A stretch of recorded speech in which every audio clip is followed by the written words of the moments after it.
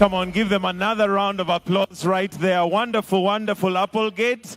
Thank you so very much. Next, we are going to have Migosi with a wonderful production. And at this point, I'm going to call Janet to come and give us the narrative of Migosi and what Migosi are going to present here. So Janet, karibu tafadhali utupatie hiyo narrative, what the next group is going to be presenting.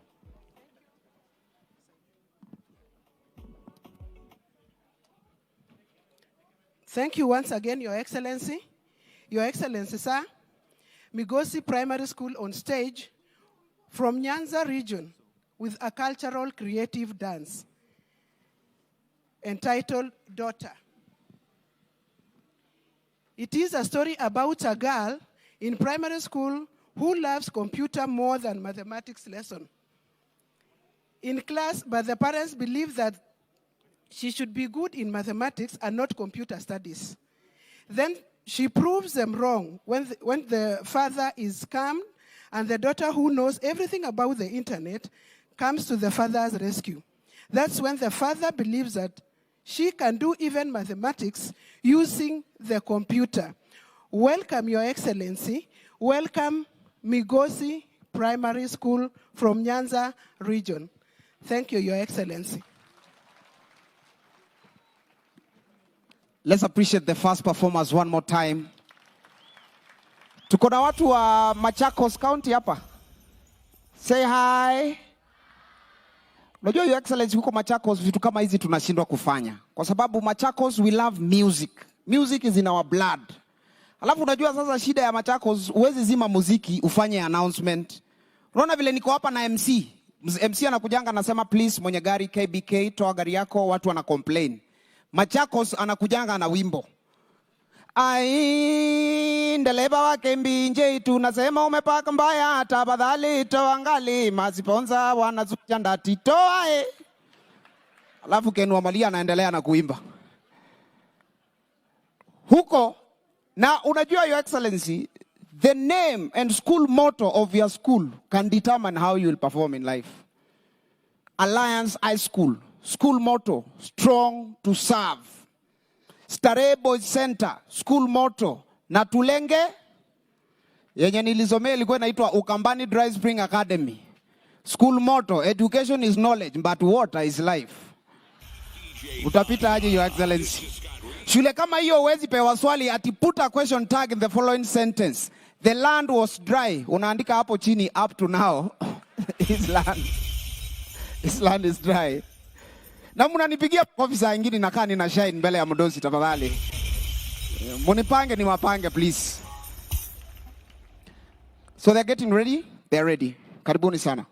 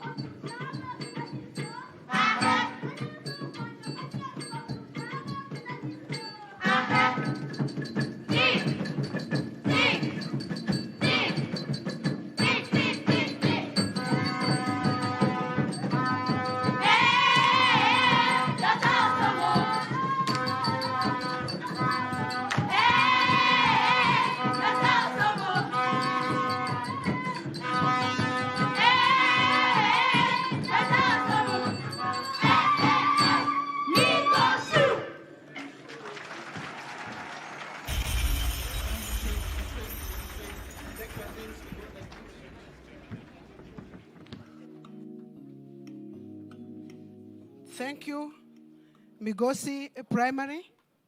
Your Excellency, sir, coming on stage is Eagle Academy from Rift Valley region, Kericho County, with a choral verse, Upishi wa Kisasa.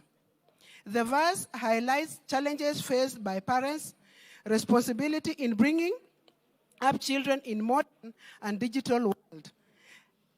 The digital versus the analog theory, where parents are not able to catch. The verse is produced by Odinga Joff. It is directed by Gloria Muhanji. Welcome, Your Excellency. Welcome, Eagle Palace, Eagle Academy. Asante. Let's appreciate Janet, tafadhali. Let us also appreciate Eagles Academy as they prepare to show us. Tuko na wana Mombasa hapa. Wapwani mpo?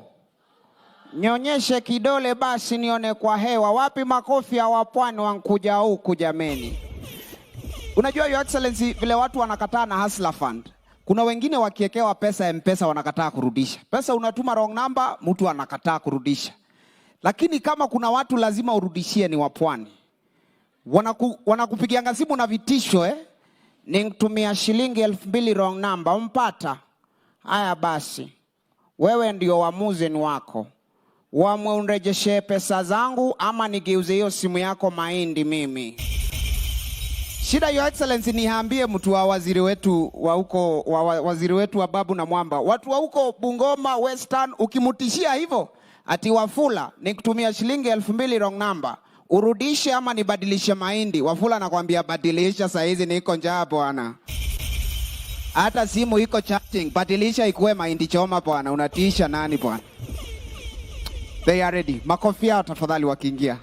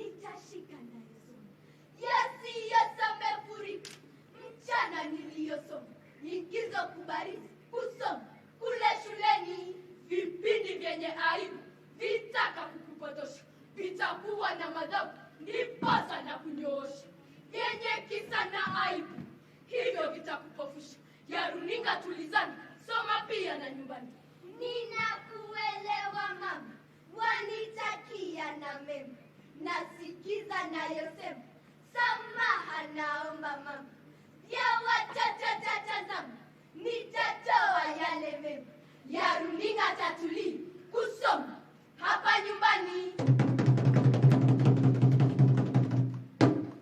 Analogi tunahama digitali, twaingia tarakilishi, runinga zimeleta mambo mapya. Tatazama kituli, soma, cheza, pate mema. Ya runinga tulizani, soma pia na nyumbani. Tumenene yote 9, uwajibikaji ni hakuna. Zuia visa, tuendeleze kusoma. Vizazi hivi vya sasa, mimi, wewe, elimisheni. Ya runinga tulizani, soma pia na nyumbani. Zilizani. Moja, upishi wa kisasa. There you go, funga. Makofi. Well done. Thank you, Eagle Academy. Your Excellency, coming next on stage is Kahuguini Boys Secondary School from Central Region, Kiambu County, with a modern dance, the sludge. A piece about the general cleanliness and hygiene concerns. The subject impacts the daily routine for both students and teachers. Lack of hygiene disturbs the conducive environment that is a necessity for a peaceful and harmonious existence. When students are taught the principles of modern and correct hygiene at an early age, they stay healthy and focused both in school and in later life. The modern dance is produced by George Mungai, directed by Rose Rokwaro. Welcome, Your Excellency. Niliwaambia tusichoke kupiga makofi. Tumpigeni makofi tafadhali. Wako tayari.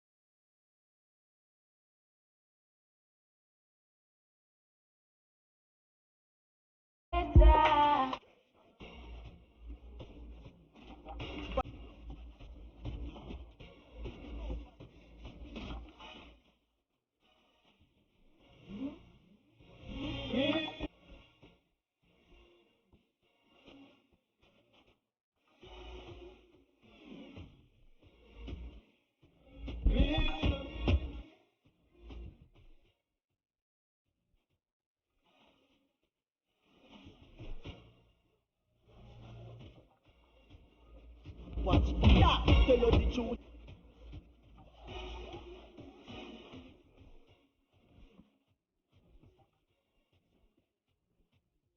Now the ghetto when we broke like dog, if it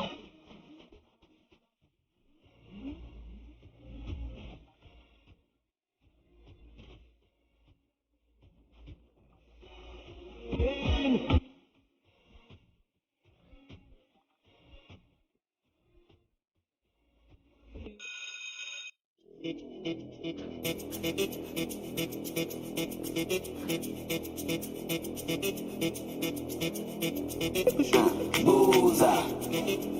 booza, booza. Okay, to the left, back to the right. Now lean back. You know the vibes, dope nation. What be your price? Yesterday price, no be today price. Hey, to the left, back to the right. Now lean back. You know the vibes, dope nation. What be your price? Yesterday price, no be today price. You go for one side. Yaro don't try. Yeah, mommy gun short. Yeah, I be you know the vibes. You go for one side. Yaro don't try.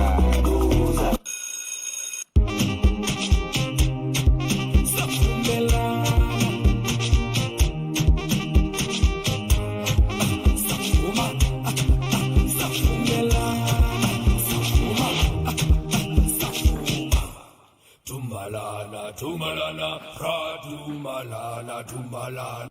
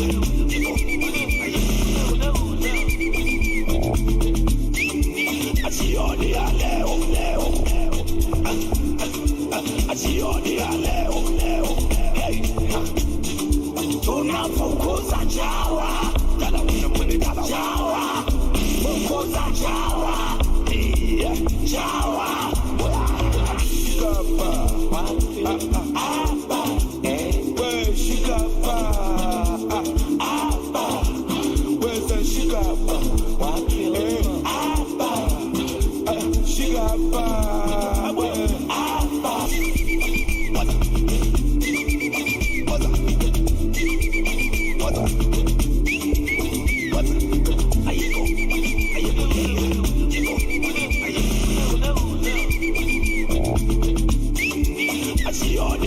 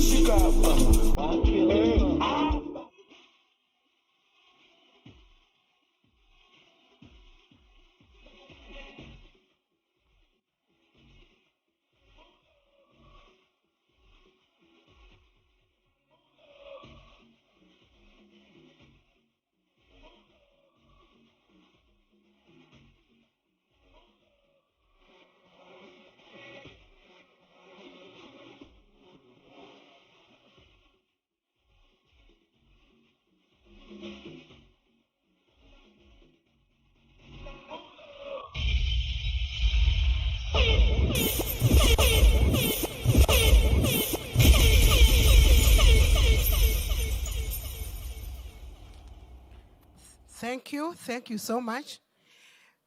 Your Excellency, sir, coming on stage is Vulueni Secondary School from Eastern Region, Makueni County, with a spoken word.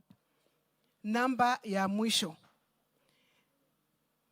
Itawasili Ryan Oscar. Vijana wamekumbwa na changamoto mbalimbali ambazo zimewafanya wajiingize katika madawa ya kulevya. Lakini tunasema kwamba hivyo ni visababu tu, wakijipa moyo na kujikaza watashinda changamoto hizo. Ilielekezwa na Muteto Dennis na Joseph Munywoki. Karibu Weni Secondary.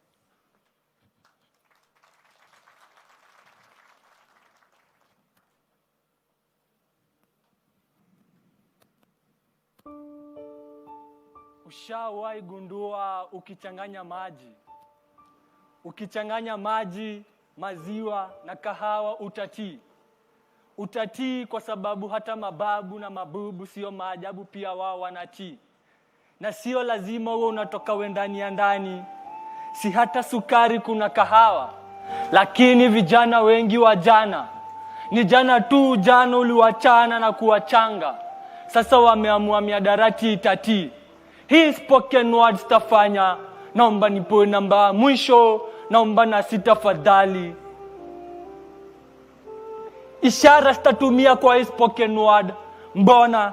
Tazama wanazama tukitazama.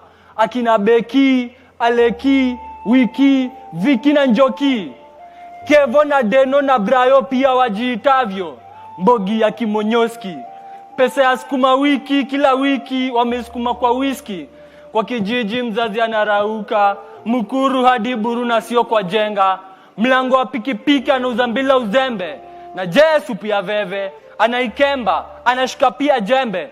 Mzazi aliuza ng'ombe ndo apeleke ng'ombe shule. Kazi yangu we mkali wao wa makali de pombe.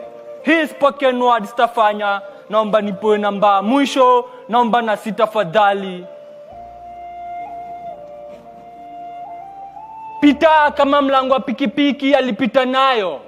Pita alipita akienda kwa shule, na imepita kama miaka 3 tangu Pita alipopita, lakini hakupita sana. Alipata A for elephant.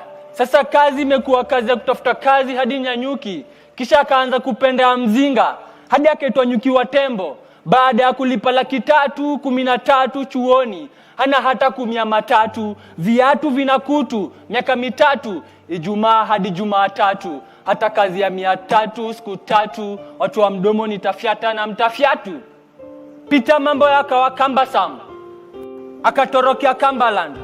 Juu kazi kwa makazi, kusaka kazi bila vazi, hata ya kuchonga viazi, ubabazi wa kizazi, ulaguzi wa kibazazi, eti ububuazi. Hii spoken word tafanya, naomba nipoe namba mwisho, naomba na sitafadhali. Pita alitaka awe mpasuaji pale Kenyatta, awe taa ya Kenya, lakini alama zikafanya awe mpasuaji nje ya Kenyatta. Anapasua mayai, Sir John Osmoki. Baada ya kuoa mtoto mama Kayai, ukipita pita na kupigaza macho kama optician na sio ni politician.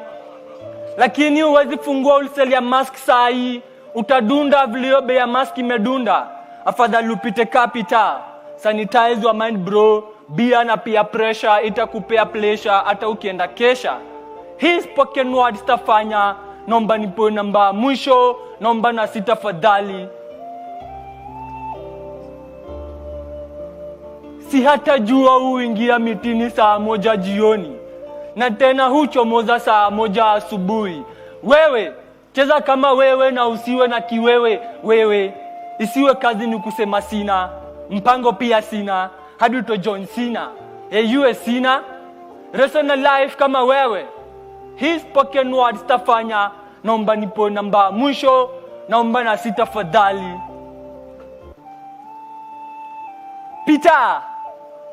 Pita juu ya maji katikati yao.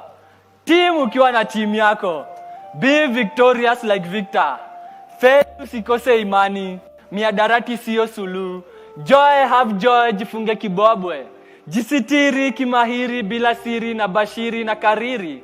Naitwa Mike, niko right kama Nike, lakini leo mnite KPLC kwa sababu na washok kama Tyson. Hii spoken word stafanya, naomba nipoe namba mwisho, naomba na sita fadhali. Naitwa Oscar na sina scar, lakini mimi ni star. 2 piece. Wapi makofi ya Oscar? Well done, Kase.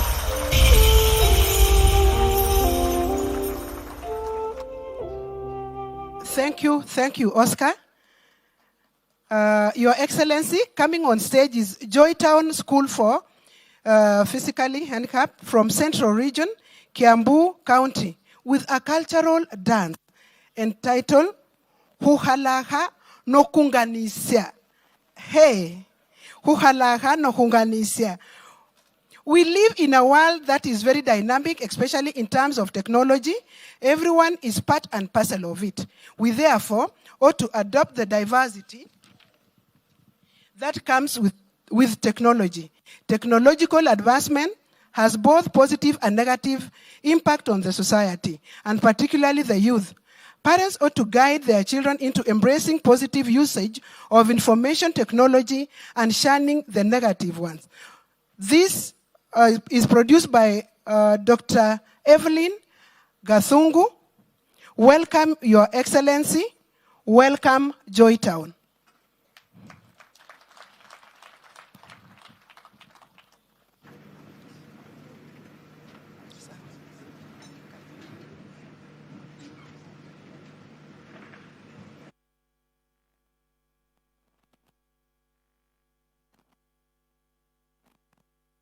Excellency, all protocol observed and invited guests.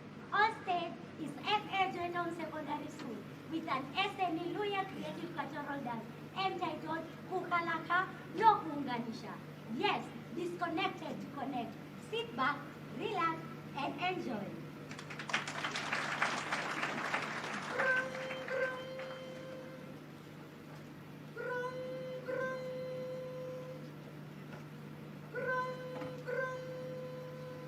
Mama, hello. Hello. Mama, hello. Hello. Mama, hello. Eh. Hello. Wale inetwa.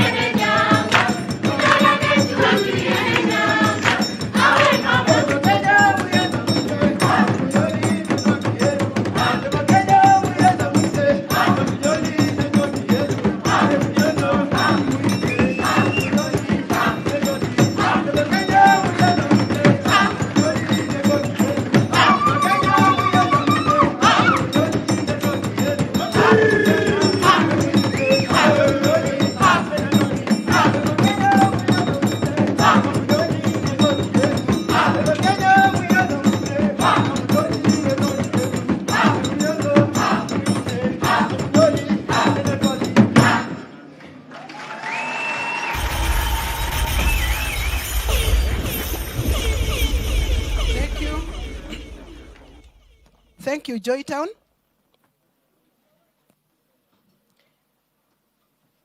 Your Excellency, sir, coming on stage is PCA Kagema from Central Region with the choral verse, The Dream.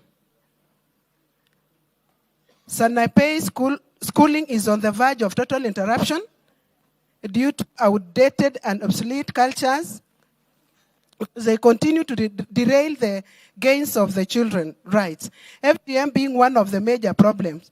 Forced early marriages and diseases like fistula and HIV/AIDS are some of the concerns. All children have a right to education. The verse is scripted by Evans Movali, directed by Joram Ojuang, produced by Rosemary Cargo. More from the choral verse. Welcome, Your Excellency. Welcome, PCA Kagema. Thank you.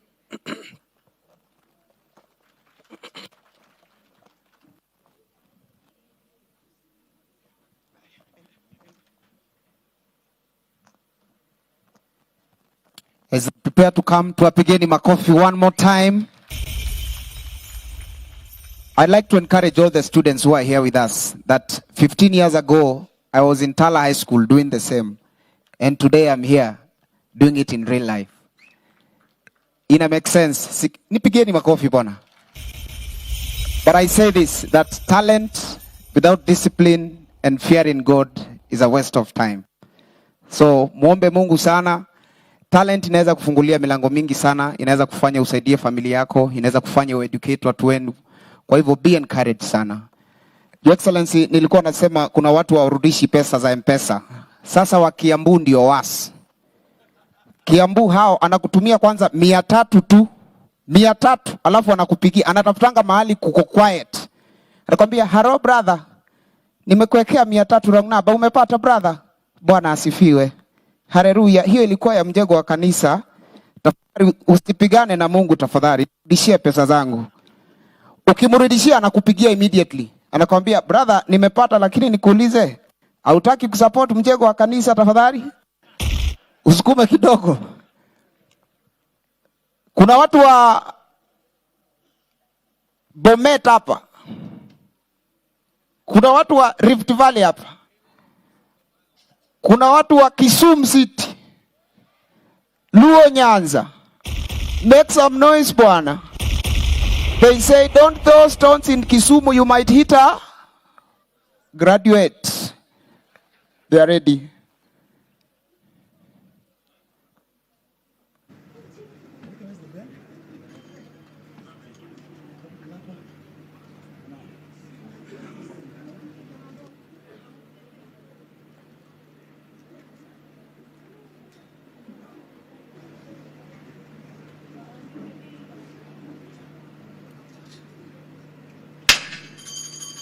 Hi, yeah! In school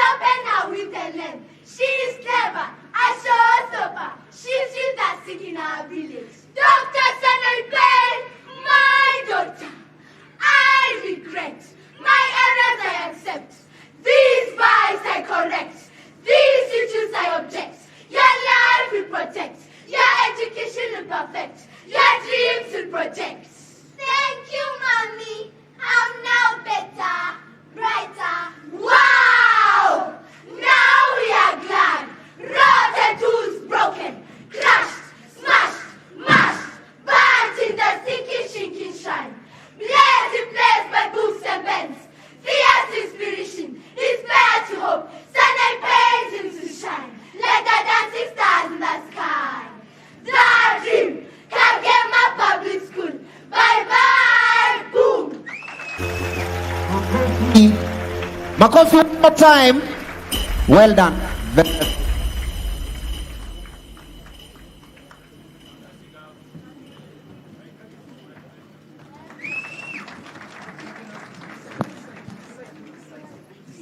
Thank you, PCA Kagema, for that wonderful choral verse. Your Excellency, coming up on stage is Matuga Girls High School from Coast Region, Kwale County, with a cultural dance, Musokoto. The dance is about drug and substance abuse in schools. The drugs are sold at school canteen. The teachers become aware of this and call the parents to school to help solve the problem.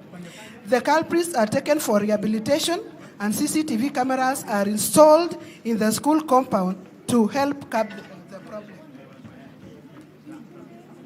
It is directed by Eugene Itsutsa and produced by Shivatse. Welcome, Your Excellency. Welcome, Matuga Girls.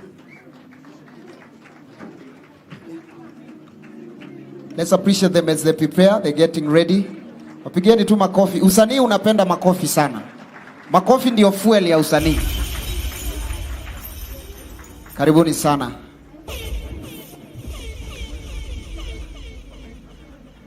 Ile 10,000 yako iko still up for grabs.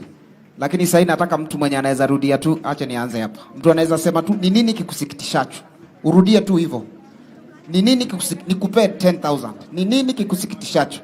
Wacha tusikie hapo kwa bro. Simama bro kidogo. Wacha nikupatie mic ukiwa tu hapo.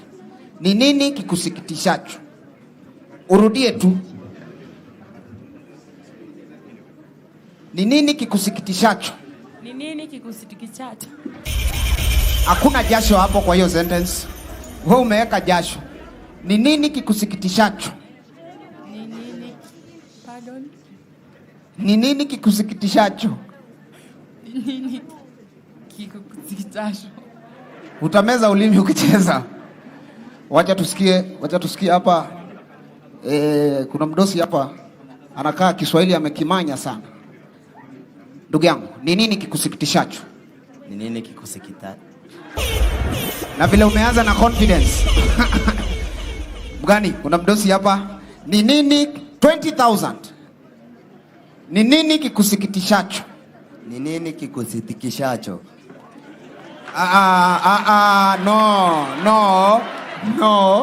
No, wacha tukufahamu.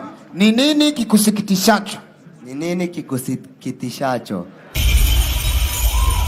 Huyu amejisindia 20,000 points za M-Pesa na kuwekea kwa. Haikuwa pesa, haikuwa. Ni points. They are ready. Karibuni sana.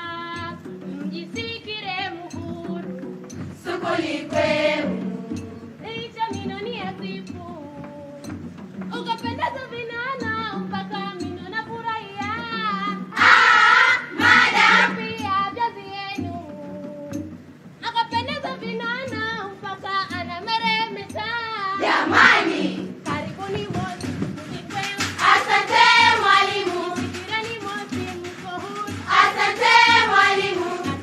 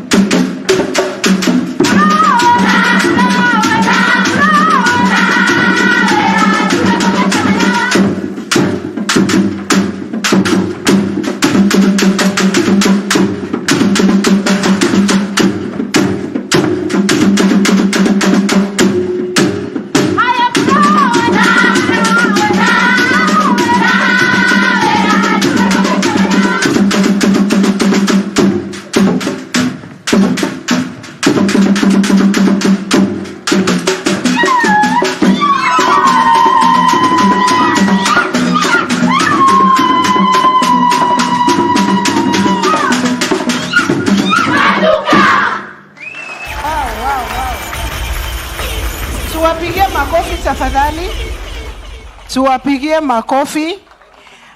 Asante sana Matuga Girls from Coast Region. Wanaoingia jukwani sasa ni Gionseri SDA Primary School from kutoka Nyanza, Kisii County. With a choral verse, Mwewe. Mwewe kimajazi ni wanaume ambao wanatapeli wana wadogo kwa lugha tamu, japo ya utesi kisha wanawatesa. Ikiwemo mapenzi mengi katika shairi tutajuzwa. Karibu Your Excellency. Chipokezi. Asante. Mlisikia ule kase wa spoken word? Najua hiyo ndo nilikuwa nafanya nikiwa high school. Wacha niwapigie moja nione kama ninakumbuka. Naitwa law. Mimi napenda law sana. Cause when it comes to law, na kuanga law njuu. Let me encourage also all the parents. Ukiona mtoto wako ako na hizi ni tabia mzuri sana. Nurture them, don't be like my mother. Mamangu unajua hata sasa ananitext ananiambia na kuona una MC mahali. Waambie wakupee kasi. Sasa nashindwa. Hiyo reti niko na kasi. So ukiona mtoto wako anaingia kwa usanii unamuencourage afanye. Karibuni sana.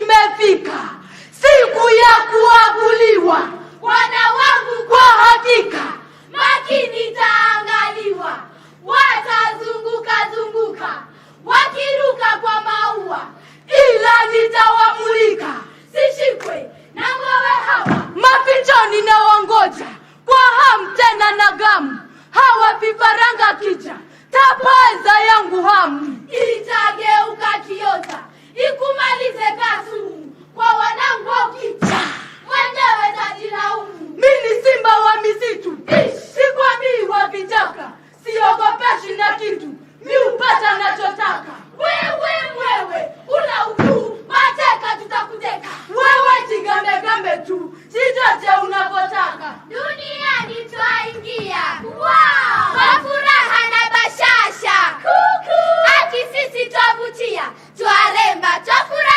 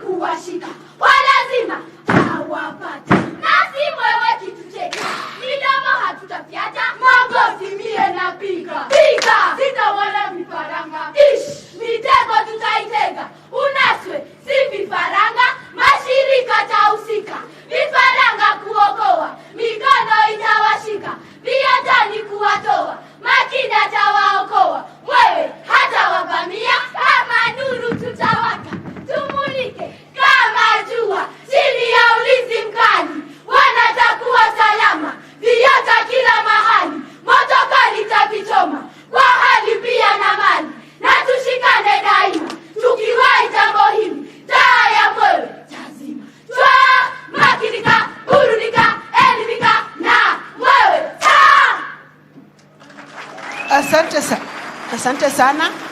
Tuwapigie makofi. Gionzere SDA Primary School from Nyanza Region, Kisii County. Coming next on stage, Your Excellency, is Santa Maria Girls Secondary School from Rift Valley region with a cultural dance, Cheruto. Cheruto is a story of how adherence to positive cultural norms can be used as a solution to rampant insecurity promoted by banditry in Kerio Valley. Legetio is a sacred cultural belt worn by women. It is mainly used during negotiation for peace in Marakwet community. Cheruto, while undergoing the cultural rites of passage, the ceremony is interrupted by bandits. Cheruto's mother uses legetio to disarm both parties in conflict, thus bringing peace and reforming the bandits who accept to learn and use technology. Your Excellency, it is directed by Nancy Kipto and produced by Rosemary Opinde. More from the dance. Welcome, Your Excellency.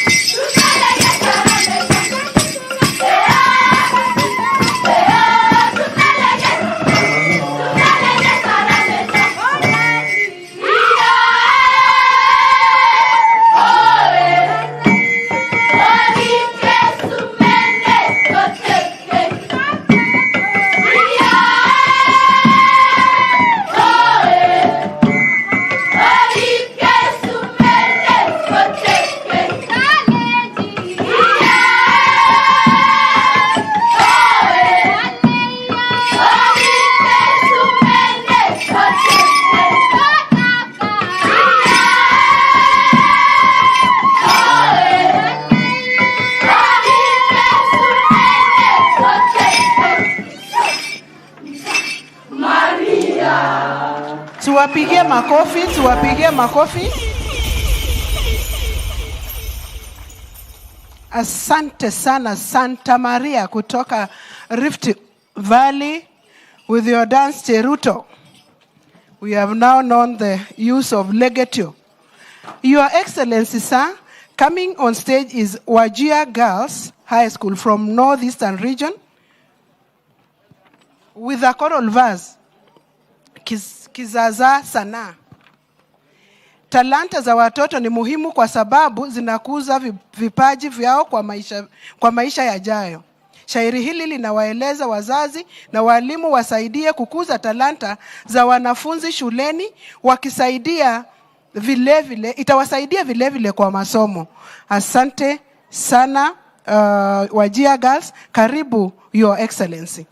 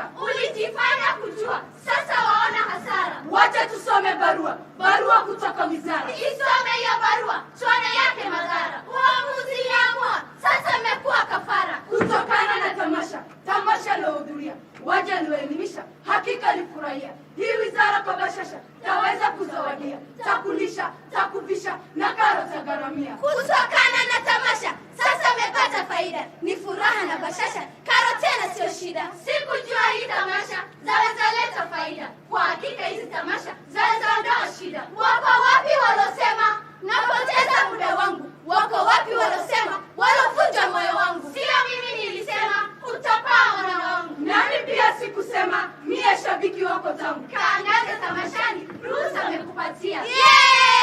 Na mie huku shuleni kama sitakuingilia. Mimi pia masomoni maana nitatilia. Talanta tuzikuzeni na mwisho tutajutia. Sanaa sio balaa, tuomba tukubalike. Sanaa sio kichaa, tuomba tusikike. Na sisi sio ng'aa, tuomba tuheshimike. Masomoni tutang'aa na kisanaa tuwike. Wetu nafasiwe tata, hatutataka matata. Twakataa katakata, tata za kutatanisha. Hizo tata, tata za kutatanisha. Tumezikataka, tumetamatisha. Kizaza sana, wajia. Tuwapigie makofi. Wajia. Kweli kizaza sana. Asante sana wajia. Your Excellency, coming on stage is Nyeri National Polytechnic from Central Region with a modern creative dance. Ride with me. All manner of crimes as people, there are all manner of crimes as people battle to survive. Young men tend to go to the extent of impersonating ladies to extort money from men. This dance crusades to the youth that illegal gambling and crime is never a solution to whatever they are going through in life. It is produced by David Mwangi, choreographed by Moses Kibe, Sophia Washira, and JB Kiari. Welcome, Your Excellency.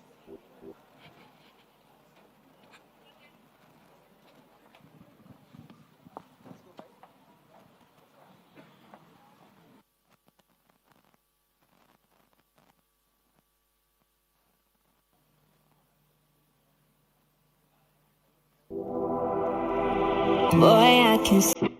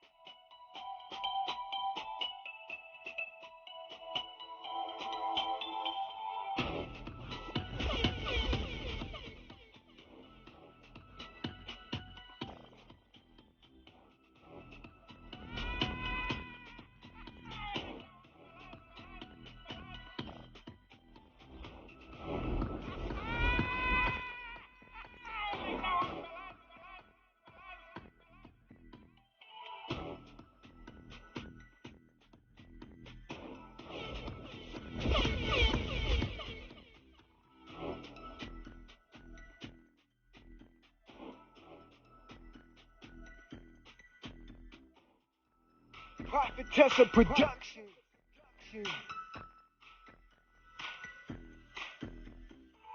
La Tikaya la patrona, Gilda Sambendengesi, mon ami Gaël, Miloïdio,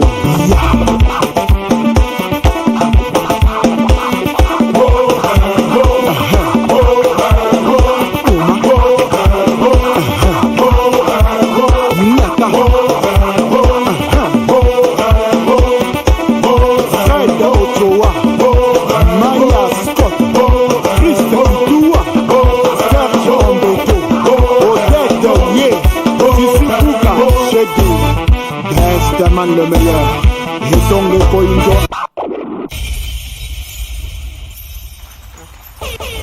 Thank you, Nyeri National Polytechnic. Coming on stage, Your Excellency, sir, is Sabatia TVC from Western Region with a cultural creative dance, SSA. SSA does not obtain the threshold grade that would see him secure a chance at the university. He grapples with various pathways enshrined in the new curriculum to become a community celebrity. Welcome, Your Excellency. Welcome, Esese.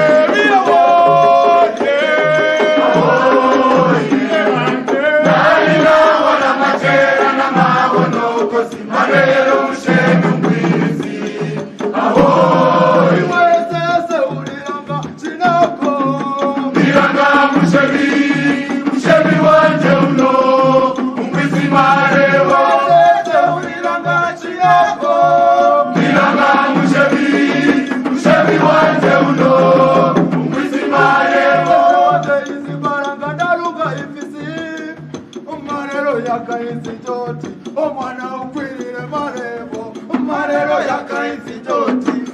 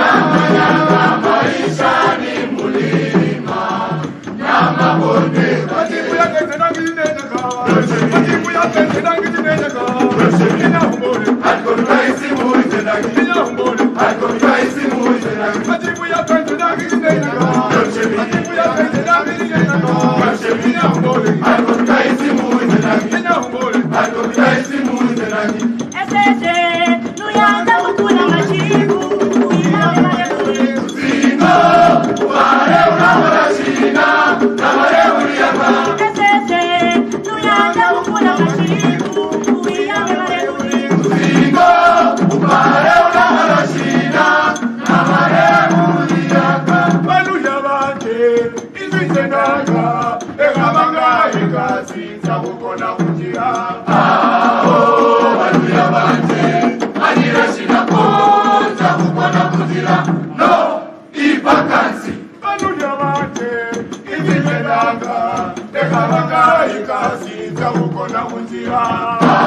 Oh, waluya banje, manira shina konza kukona kujira. Hakuna kazi.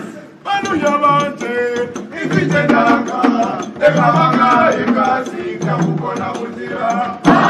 Oh, waluya banje, manira shina konza kukona kujira. Okay, tish. Nilikona kujira. Oh, nilikona kujira. Nikolai baba. Nilikona kujira. Oh, nilikona kujira. Nikolai baba. Nolanga chitabu ise. Nolanga chishika ise.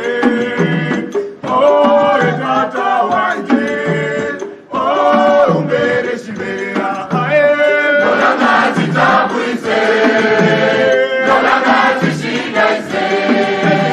Oh, papa wanje.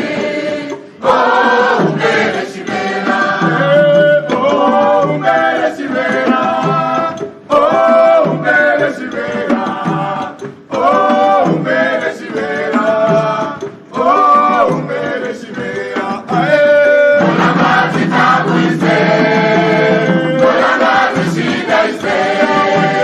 Oh, papa wanje. Oh, umbere shibera. Majibu yako kutakukai. Majibu yako kutakukai. Sasa yeye munu muteli. Mujali ubonele nisina bane. Majibu yako kutakukai. Majibu yako kutakukai. Sasa yeye munu muteli. Mujali ubonele nisina bane. Majibu yako kutakukai. Majibu yako kutakukai. Sasa yeye munu muteli. Mujali ubonele nisina bane. Majibu yako kutakukai.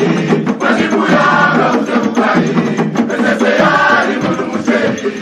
Mujali ubonele nisina bane. Oh, esese wanje, lenyanga huti mutivisi.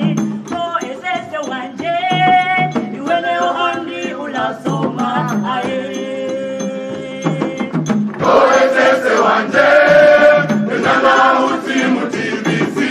Oh, esese wanje, iwene ohandi ulasoma aye. Mwalimu wanje, izidinga soma aye. Si practically, so si izinabola aye. Oh, esese wanje, lenyanga huti mutivisi.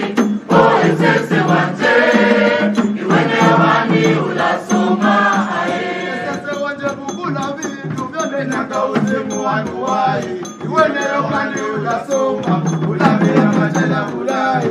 Esese we, jena huze, jena huze, jena huze, jena huze. Ekaja wajo kudidanga, ulono, ekaja wajo kudidanga, ulono. Izinazo mani sikuru sawasuni, izinazo mani sikuru sawasuni. Ekaja wajo kudidanga, ulono, ekaja wajo kudidanga, ulono. Izinazo mani sikuru sawasuni, izinazo mani sikuru sawasuni. Basomi bananga.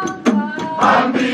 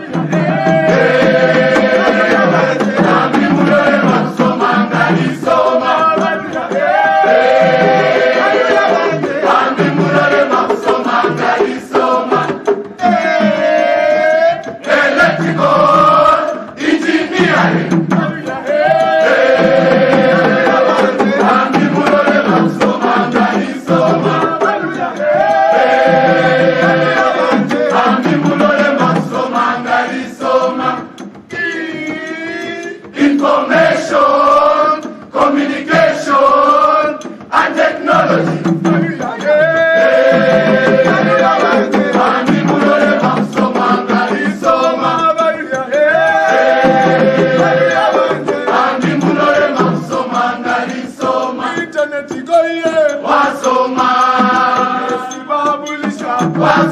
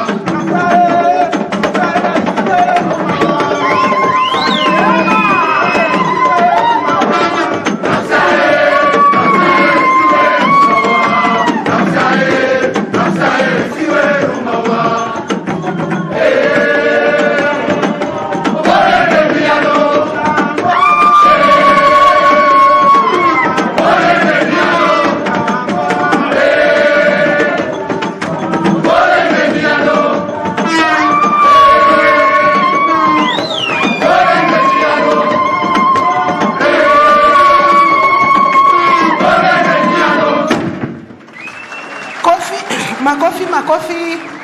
Asante sana, Sabatia TVC from Western Region, Vihiga County.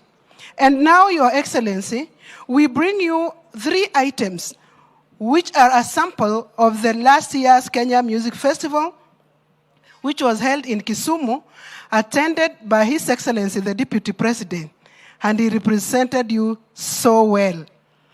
We have 3 teams: Loreto Limuru, which will be followed by Kenyatta University. Loreto Limuru is giving us Zilizopendwa, titled, Let Him Go. More from the song. Welcome, Your Excellency. Welcome, Loreto.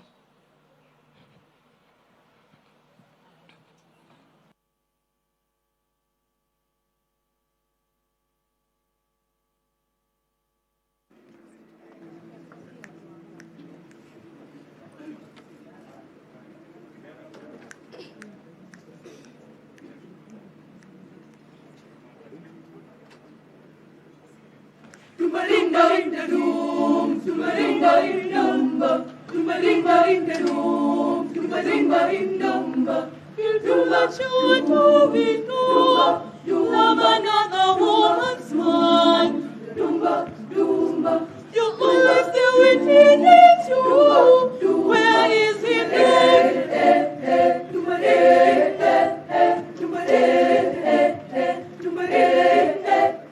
You do what you never leave. Mama with baby. Mama with baby. Are you really happy? Are you really happy? So let him go, let him go, let him go, let him go. To his strength, give him free. Let him go, let him go, let him go, let him go, let him go. To his strength, to his falling. So let him go, let him go, let him go, let him go. To his strength, let him go, give him free. Let him go.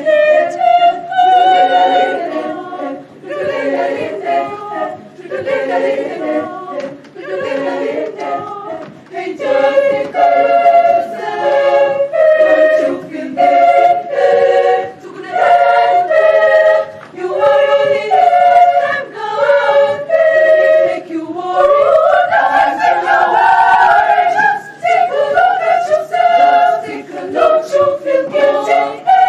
Take a look. Think you what is past time gone. Does it make you worry? So let him go, let him go, let him go, let him go. He's chilling, give him free. Let him go, let him go, let him go, let him go, let him go. He's chilling, to his body. Let him go, let him go, let him go, let him go. He's chilling, give him free. Let him go.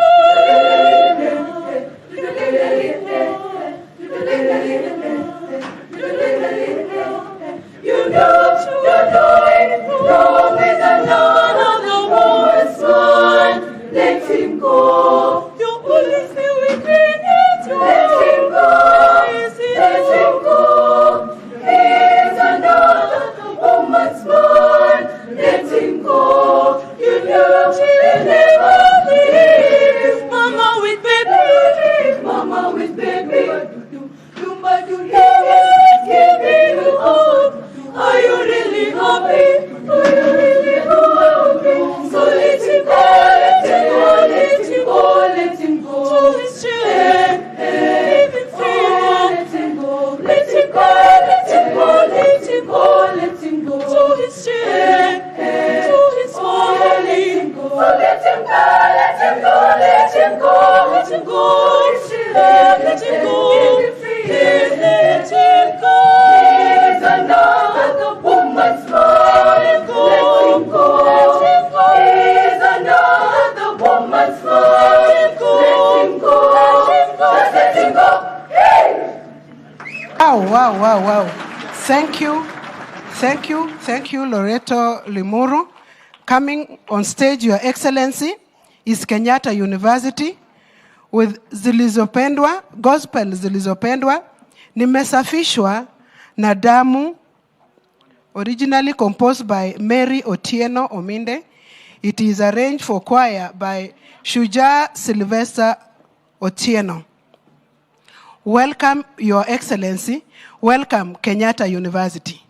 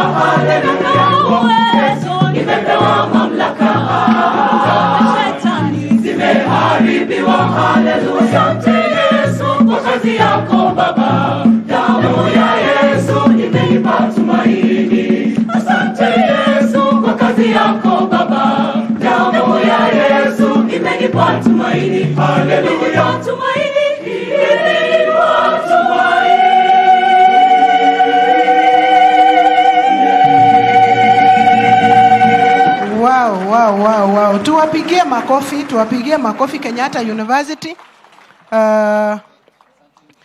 We now welcome Nairobi School with a medley of Zilizopendwa. Karibu, Your Excellency. Karibu, Nairobi School.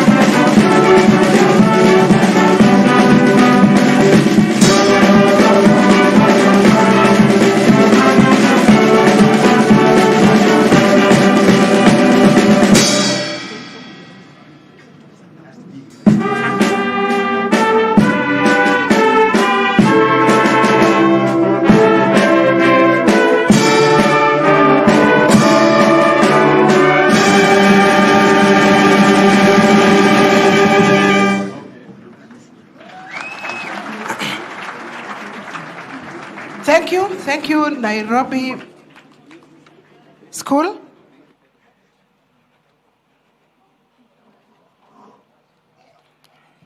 And now, Your Excellency,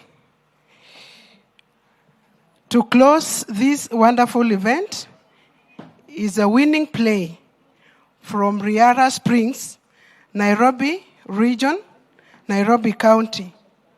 With the play, The Eyes Have It. Society has placed a profound significance on appearance, aesthetics, and pigmentation. On instances where there is inherent visibility of skin disorders, self-esteem is often compromised. In the play, The Eyes Have It, Nuru, a Form 1 girl with vitiligo, which is body shamed and bullied by Kayla, Miss Ocean Pearls Academy, and her friends, minions.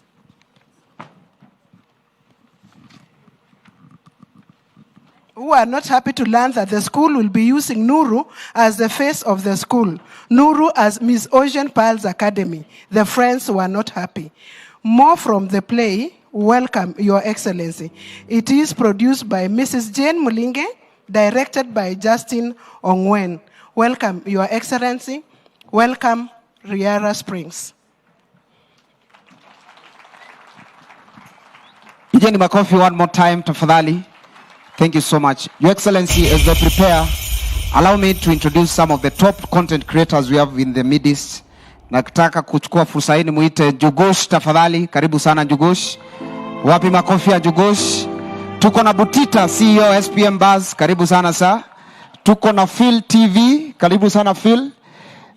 Alafu pia tuko na Jemo ule msee. Karibu sana Jemo. Wapi makofi ya Jugush, tafadhali? Your Excellency, huyu ndio tunategemea kama comedians. This is the number 1 comedian we have in Kenya. Kama unakubali, say hi. Tuambie kitu mkurugenzi. Na huyu, Your Excellency, ni CEO wa SPM Buzz, the first comedian to own an online media house. Mpigeni makofi tafadhali. Phil, ni kama kimeumana lakini ni sawa. Karibu sa. Hello, hamujambo? Hamujambo? Unajua leo, Your Excellency, wacha tu niongee leo niseme ukweli. Tumekuja sana drama festival hapa, but for the first time kuko na stage, kuna downstage na upstage. Nakumbuka wakati makofi kidogo jamani. I remember kuna wakati tulikuja pale, ilikuwa ni the late hayati President Mwai Kibaki alikuwa pale. Na sisi unakuja kuperformia president. Tukakuja mpaka tukajiangusha kwa nyasi. Sababu tuko mbele ya president, only to be told after kumaliza president alikuwa ametoka kidogo. Sasa Mr. President sana, Deputy President, tunafurahia tukiona mko intentional na art. Alafu kwa sisi ambao tuko kwa art, manze tuendelee hivyo hivyo. Tulikuwa hapo, tuko hapa na tunaendelea na Mungu wako mbele, sio? Asante. Yeah, Your Excellency, all protocols observed. Good evening ama good afternoon? Good afternoon. Your Excellency, pole sana, sikuangi mweusi hivi, ni leo tu. Kuanzia asubuhi mpaka saa 4 na kuanga mweupe. Chipukizi aliniambia siku ile nitaenda binguni watacomplain, watasema shetani analetea watu washachomwa. Lakini hiyo ni propaganda. So we really appreciate being here, Your Excellency. This is a good step because we all started on these stages and we have grown it to different platforms and it's feeding us and feeding a lot of people. So this is the beginning and we are thankful. Asanteni sana. Asante. Makofi yao tafadhali. Thank you so much. Karibuni Riara.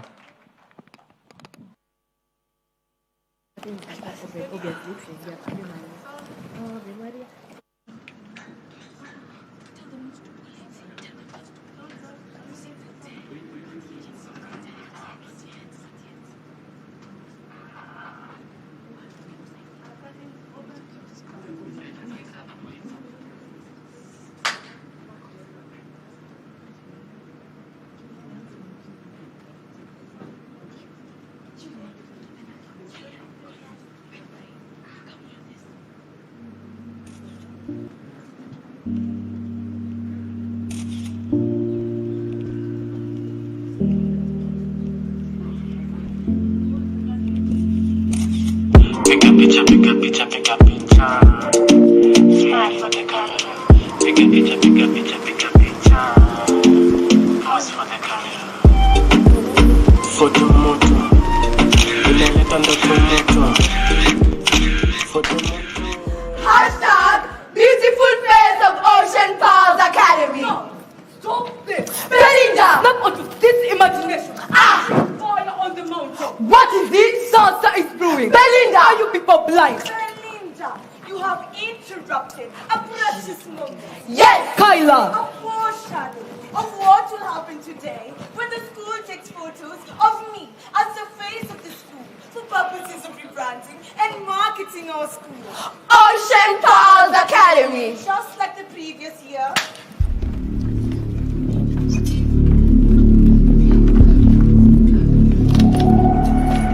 And this year's Miss Ocean Pals Academy is a girl who will be the face of the school. A girl who will not only be on billboards, but in all school marketing materials.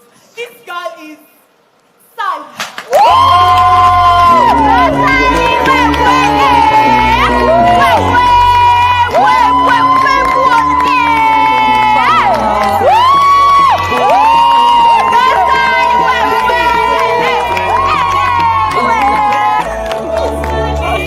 Me love your everything. Me love your everything.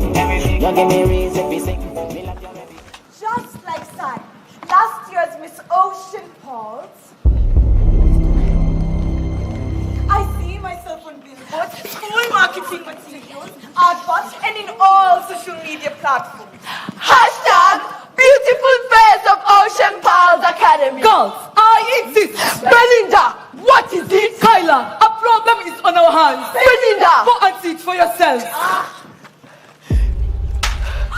Police! Kyla! Sumara Mamari may come! Naimeja! Kyla! It is true! What? Wame come na kituru! Kibugudugu! Yaha! Weaklings! Kyla! Faint-hearted coward! Kyla, it is serious. You guys should be worried. Worried? Why? Madam Principal, Dr. Adelie, telling me not to be worried is the last thing that will come out of your mouth. Dr. This Adelie. is Nuru, my daughter. We are talking about. Kyla, Nuru has... Belinda, if it's about that Form 1, Fresh and cow! More! then we I'm not interested! Kyla, Nuru has disappeared and the entire school has been brought to a standstill. Dr. Adelie, look around. The entire school has been brought to a standstill. The police, my teachers, students, everybody is searching for her. Madam Principal, I don't want to know if you've contacted the police, the army, or the Air Force. All I want is my daughter, Mama Nuru. Nuru. I know my daughter. She cannot just disappear. There must be a reason why. Dr. Where Adelie. is my daughter? And why? Dr. Why Adelie. is my daughter not in school? I equally want to know why. She is not in school. Madam Principal.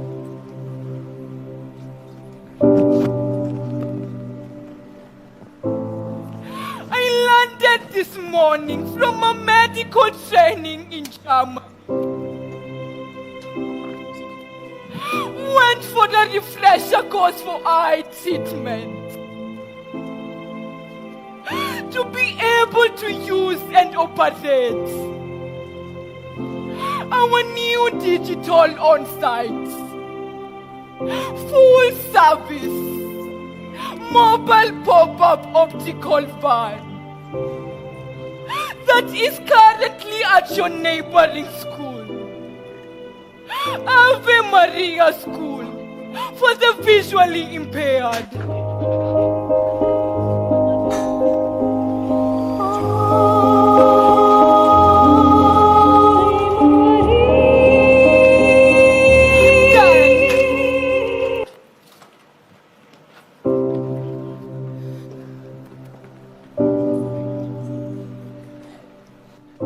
I was brought for a letter. A letter sent to me while I was away in Germany. A letter addressed to me from For my daughter Nuru. Dear mom, come to school. I am not okay. I think I am not normal. Your loving daughter, Nuru.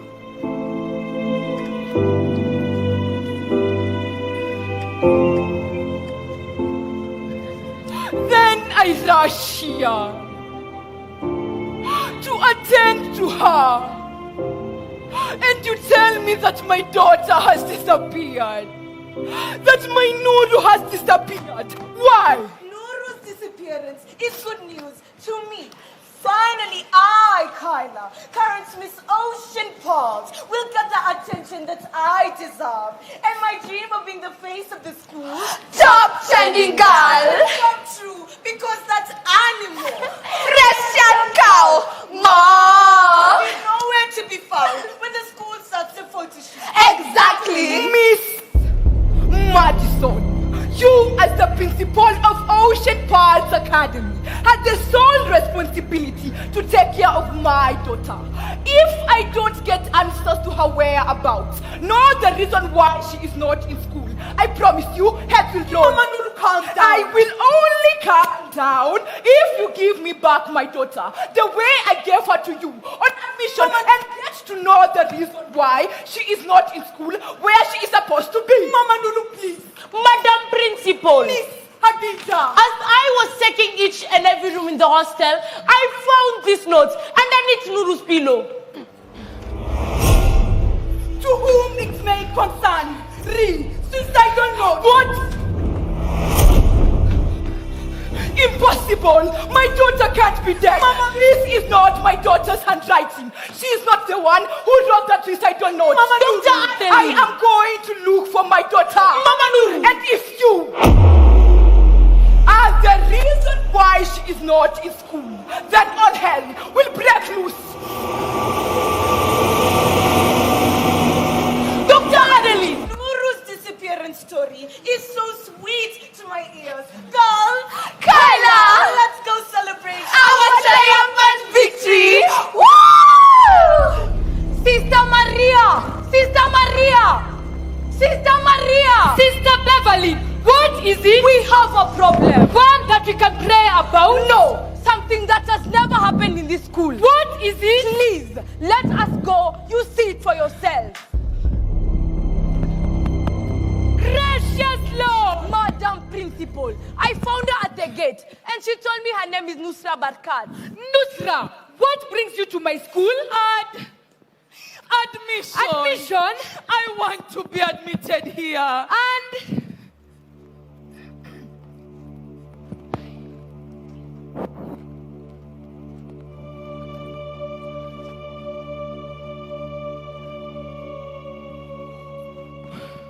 where are your parents? An issue of such magnitude can only be discussed with them. My mother is in Germany. And she's not coming back anytime soon. I have written letters to her. And all I have received are silent replies. Madam Principal, I have been left alone in this dark world. Alone in this world of hate and inhumane treatment.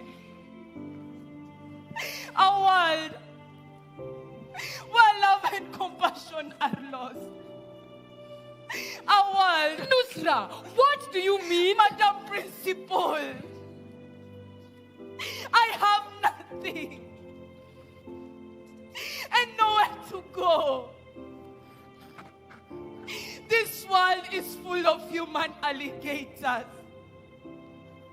So fierce, rude, and crude. Crude with eyes that spit animosity fire. But if getting admitted here is an impossible task, it's okay. I'll find my way. Wait, Sister Beverly. Madam Principal, I think clearly this girl has nothing with her. No parents here, no academic credential, no identification. But we can't let her wander in wilderness.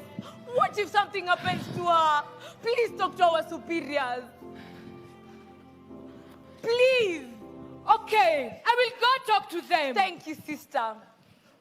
Nusra, as the principal talks to our superiors, we believe they will allow you to school here. Thank you. Sister Beverly. Madam Principal. As I got to our superiors, please take the advantage of the medics being in school.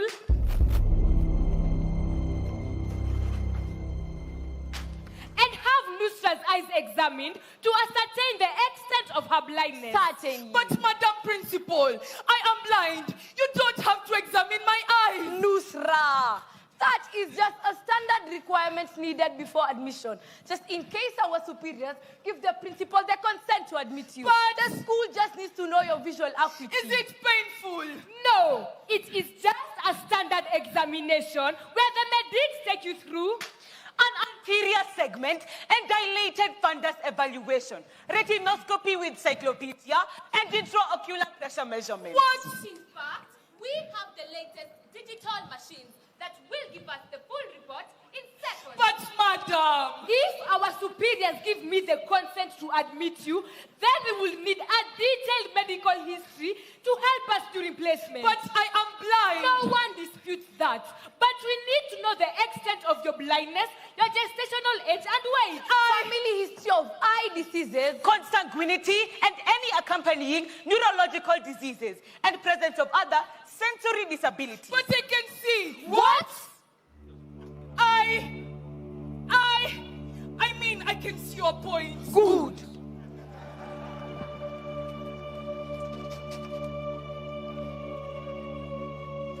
Switch on the machines. Machine turning on.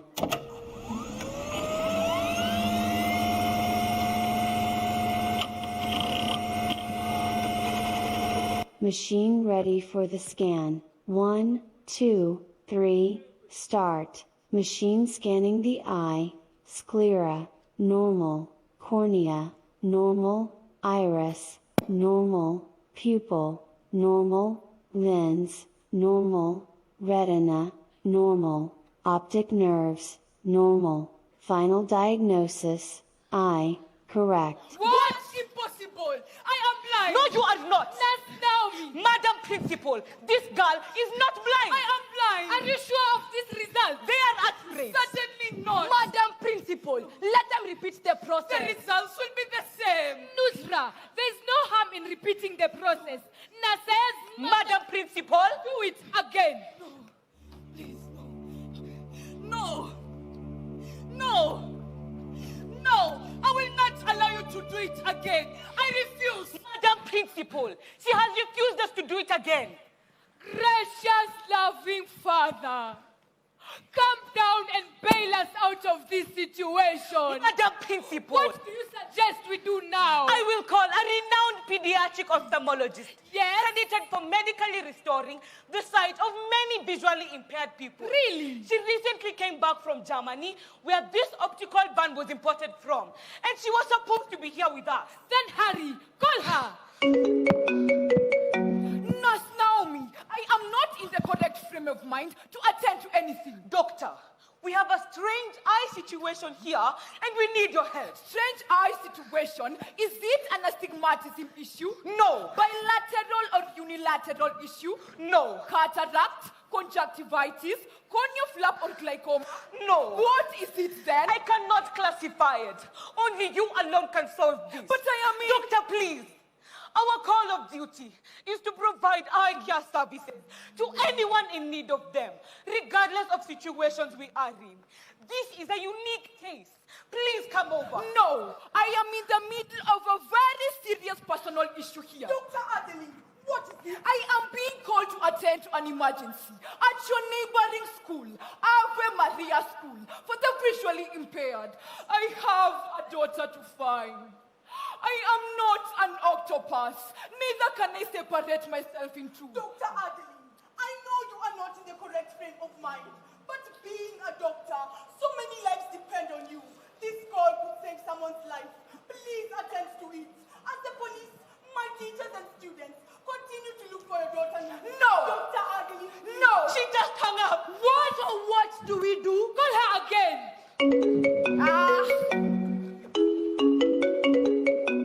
Fine, I am coming. I will go with you. But I cannot let you be alone in this situation. In fact, let us use the small back gate to Ave Maria School. It is way shorter. This way, please. She is coming. I hope this gets so. Amen. She is the best pediatric ophthalmologist we have. In Jesus' name. Amen. Karibu daktari. Welcome, doctor. Sister Maria is my name. The school principal here. pleasure is mine. Where is the patient? Doctor, Where is the patient? I don't have the luxury of time. inside the optical van. She claims to be blind and the machine states her eyes are okay. Where is the patient? I am not going to stand here and allow you to mislead the principal with your wrong diagnosis. Nusra, our machines are wrong. Oh my God! Daughter! Come to mommy! You know her! Exactly! You had me worried. I was almost running mad. Nuru! Nuru? Her name is Nusra Burkat. No! Nusra Barkat is the character she played in her primary school play. Before joining us in Form 1. What? She was the best actress during summer festivals, acting as a blind princess in their primary school play. You mean she can see? Not blind. Hey. Gracious Lord, are you telling us all these blind stands have just been dramatic acts? She has been pulling on us? This is unbelievable. Why would she go to such an extent? Why? Daughter, I am happy to see you. But why would you put yourself and everyone in such a situation? Acting blind, dressing in Muslim outfits, leaving death-threatening notes. Nuru, why? Mother, I am tired. I have spent too much energy trying to be invisible. Take me home. Nuru! Daughter! Mother, take me home. At least tell us why all this drama. Why? To us, so that from an administrative point, we solve the issue and we go back to school. Yes! Mother, if I have to be in school, then let me school here. What? Daughter, this is a visually impaired school. Yes! You won't be allowed to school here. I want to school here. Great child of God. This school only admits special children. Yes! Children who are brought here for special schooling. True. I also want to be special. They are special because they are blind. Then let me be blind. How now?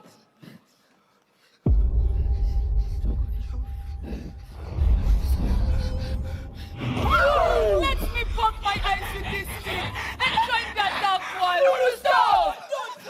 Don't do that! Child of God, leave me alone. Nuru! Let me do it.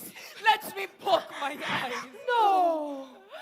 Baby, calm down. Calm down. God, this notion they put in my heart for lockdown. To tell you sweet like Fanta, oh. Fanta. If I tell you, say I love you, no day for me, younger, oh. Younger. No. Daughter. No. Don't tell me no, no, no, no. Baby, come give me your love.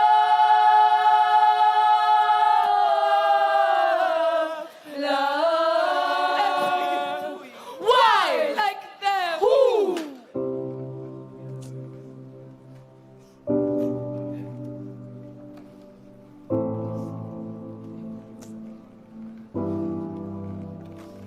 Living in darkness is all I want. A world where there their eyes. With 400 minutes of judging me. For their eyes are spears that spike through our soul and conscience. With poisonous, intolerable utterances. Their eyes are hammers that crush our self-being into pebbles of immeasurable substances. Their eyes are, Nuru, I better be blind. No, daughter. Spare me the agony of watching you harm yourself. Mother, I am tired. Tired of this world full of hate. Just let me be blind. Nuru, why? I am your teacher. One obligated to raise you, guide you, and protect you. I have always listened to my students as their guardian. I have always given them the love, care, and protection they need. Tell me what is troubling you. Your mother is worried. We are worried. I don't want to go back to that school. Why? Nuru, speak to us.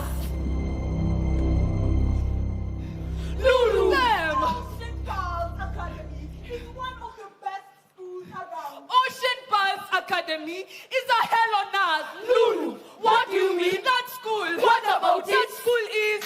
Girls, this is nonsense. Kyla! Ultra! What is it? How to say? Pitch me against the Form 1. I, Kyla, carried Miss Ocean Pearls with Amir Form 1. How? Madam Principal, it has always been a routine at the school to use Miss Ocean Pearls as the face of the school when it comes to school marketing and branding. Those are optics that need to change by using Nuru. Parents out there will have the confidence in us as a school for admitting the best KCPE students countrywide. But Madam Principal, Kyla, the current Miss Ocean Pearls is an academic dwarf. A spoiled girl who has been given everything that distracts her from concentrating in her academics. Madam! This is a girl who has been bought for the latest iPhone with accounts in all social media platforms. She is so concerned about her social media numbers more than the numbers she posts in her exams. If the lowest number of likes she gets when she posts a picture on social media was used as marks in class, she will be the current top student in Form 3. But she gets 100 in likes and zeros in class. Madam! I'm not for the idea to use Kyla as our top model. I confirm Nuru. Madam! Kyla! That Form 1 will not come to this school and take what is mine. Never! By no means will that Form 1 snatch the limelight from me. It is either you or you, no one else. She's my cupmate, and I know a secret she's been hiding. Let's go pay that twin sister for water a visit. Kyla, what do you want? Who told you? Formers have the right to deny or compete with the seniors of this school. Who? Kyla! I told you I have no hand in teachers' decisions, and neither do I have the power to go against their word. This school has a tradition. Is that true, girl? Yes!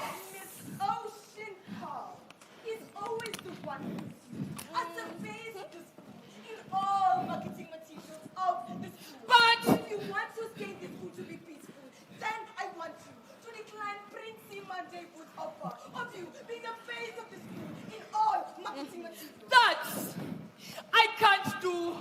Oh no, she did. Auntie, what? I am just 5 weeks old in this school. So what? Mr. President, how do I start saying no to teachers?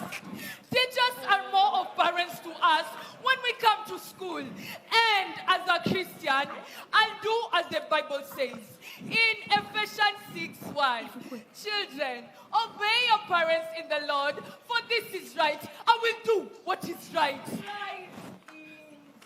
Right, and you are doing right by blinding people that you're wrong with. Kyla, as my roommate, I told you why I am putting on this outfit given to me by Belinda. It has nothing to do with my faith. And that is why I came with them to also let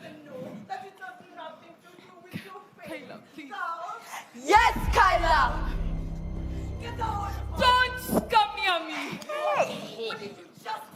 You heard me. Don't come near me. For your information, Hatuitishi ruhusa kuguza, tunaishi nchi rahisi tundura, na ukisiti ya kliku na sundwa, shokte litu na kamkushunguzwa. No, let's go. Please. Kayla, no. Please, Kayla. this is what she has been hiding. Jeez. Kwani amebad?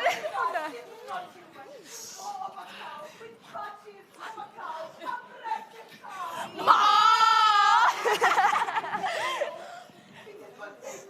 OMG!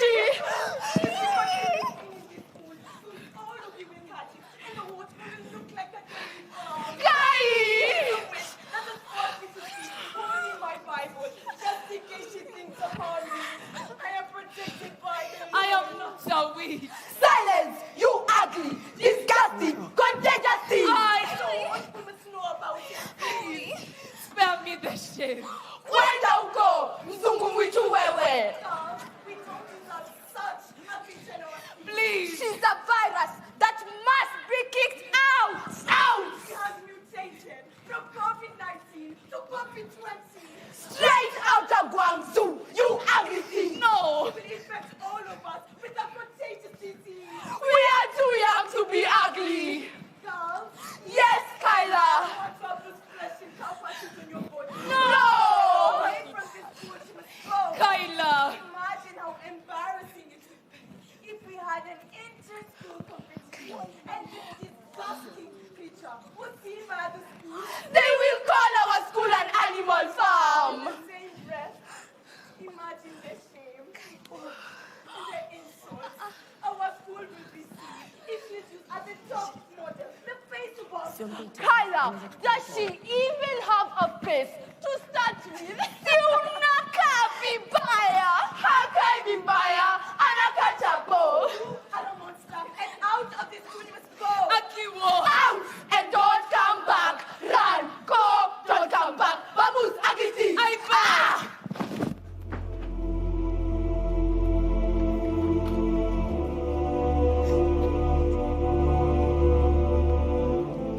Why? Why would God punish me this way? What have I done to deserve this? This skin I hate. This body I detest. Why did God create me? If to face bubble spats every day from my schoolmates. It's all I do. I look in the mirrors.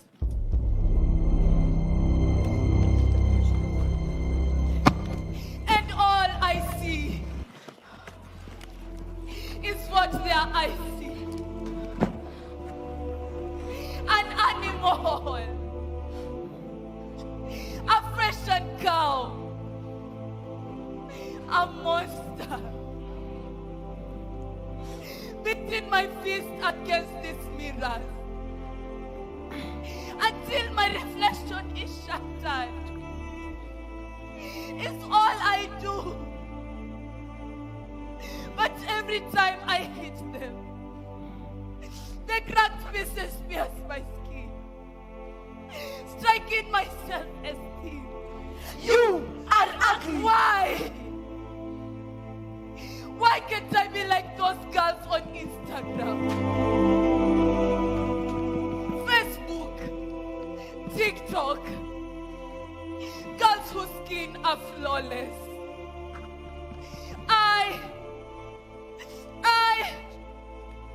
I hate how I am not strong enough to deal with the screaming voices in my head.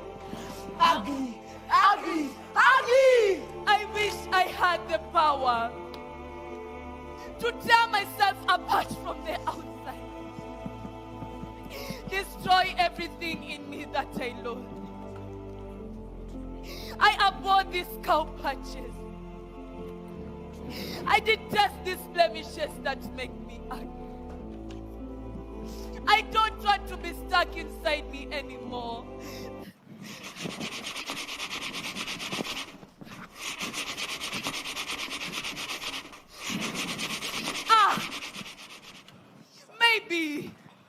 Maybe this bleaching agent can help me normalize my skin. Nuru, don't. This condition makes me ugly.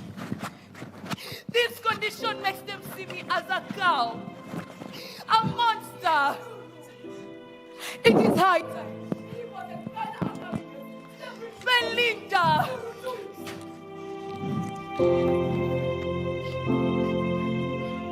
No! Why are tears rolling down your cheeks? It's Kyla and her friends. Bad man looking good in the air. Bad man drip to the car. Sports cars parked on the right spot. What have they done?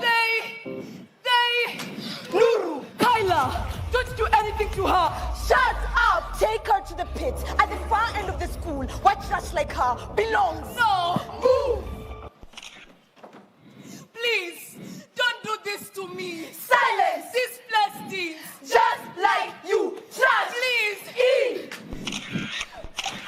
Smile! Hashtag Dirty contagious thing. More posted. Madam Principal, that is what they have done to me. That is wrong. Completely unacceptable to have a phone in school. How can they do that to a fellow student? I am wretched. Kyla and your friends. Madam Principal! On your knees. Girls, you are all aware that bullying is unaccepted in this school. But silence! Indiscipline will not be condoned in this school. Madam Principal, we are sorry. It will not happen again. For the next 2 weeks, you will be washing the school corridors twice a day, picking litter twice a day, and reporting to my office twice a day. Is that clear? Yes, Madam Principal.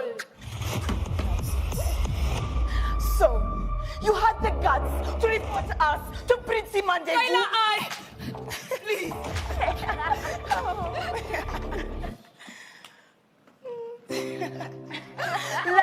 Let's hear again that you reported us to Prince Mandevu or any other teacher in this school. Believe you me, you'll not only be a Prussian cow, but a crippled Prussian cow. Ma! Belinda! That is exactly what they said they will do to me.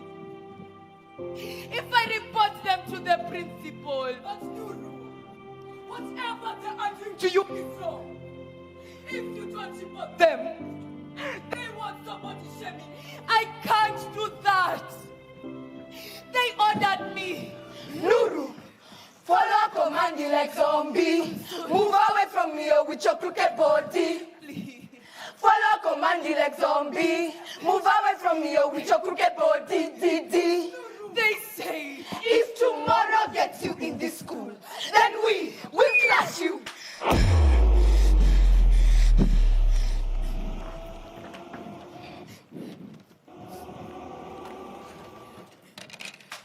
Nuru!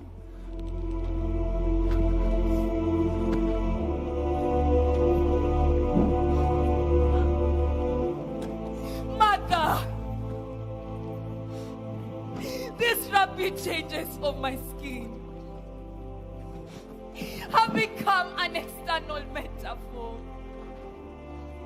for everything happening inside me.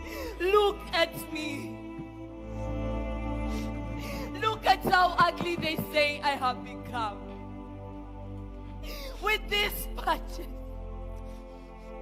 that have rapidly developed on my body. I chose to cover my skin defects in outfits so that everyone can see past the patches on my skin to my true self, so that they can see my skin condition and call me a freshened cow. But Nuru, Madam Principal, that is why why I snuck out of school to come here at Ave Maria School. Here where their eyes will not judge or body shame me because of my skin condition. Here where I will be invisible in their eyes. As I wait for my time to die. Nuru, this condition is not life-threatening. It's not. It's an autoimmune disease and skin condition that develops when the body loses melanocytes, simply known as vitiligo. It's not contagious. What? If it's not contagious, where did I get it from? Nuru, it is said that vitiligo sometimes runs in families. Sometimes runs in families? Mother, what does she mean? Mother, talk to me. Daughter, the inheritance pattern is complex. What do you mean? About 1/5 of people with this condition have at least a relative who is also affected. But I have never seen anyone with it in our family. Who is that person? I would love to hate him or her in the same measure I am hated. Daughter, hate is too much a burden to bear. Mother, how do I shelter love in this condition? Mother, tell me who that is. Tell me. Dr. Adeline, talk to her. My tongue is tied. Dr. Adeline. Mother, talk to me. Mother. Dr. Adeline.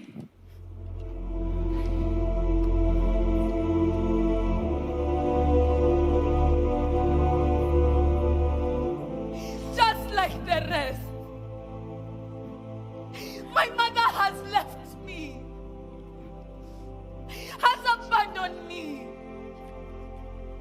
How will I know the genesis of my condition? Daughter. What?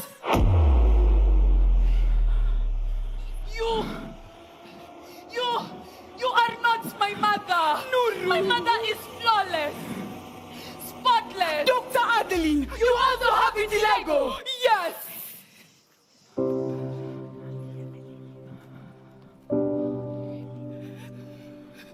Mother, how? 6 months ago, before I left for Germany,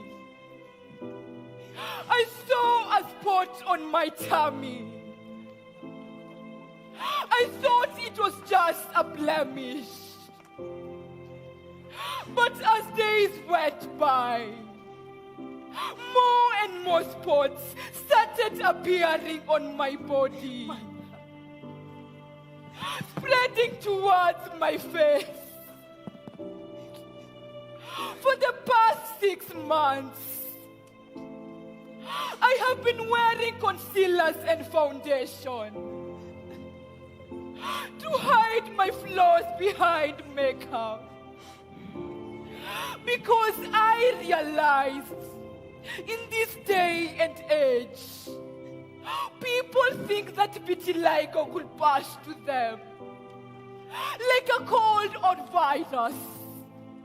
They fear sharing a meal, a seat, a handshake. That this is too much. We are a society that judges harshly with our eyes.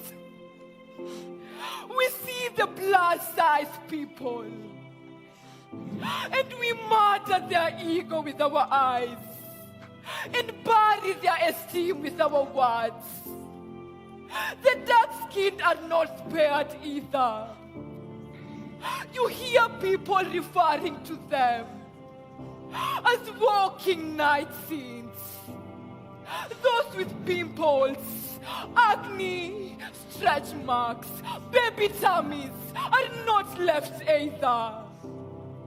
For the past 6 months, I have been unable to come out of this shell of makeup. But Lulu, some of us have stood strong against the tides of body shaming. Look at me. At my age and position, society still subjects me to body shaming. My students have nicknamed me Prissy Mandevu because I am a woman and I have beards. Siana Kamu Baba. We live in a society that has placed a profound significance on appearance, aesthetics, and pigmentation. But being different does not stop you from achieving your life goals. You need to accept who you are. No.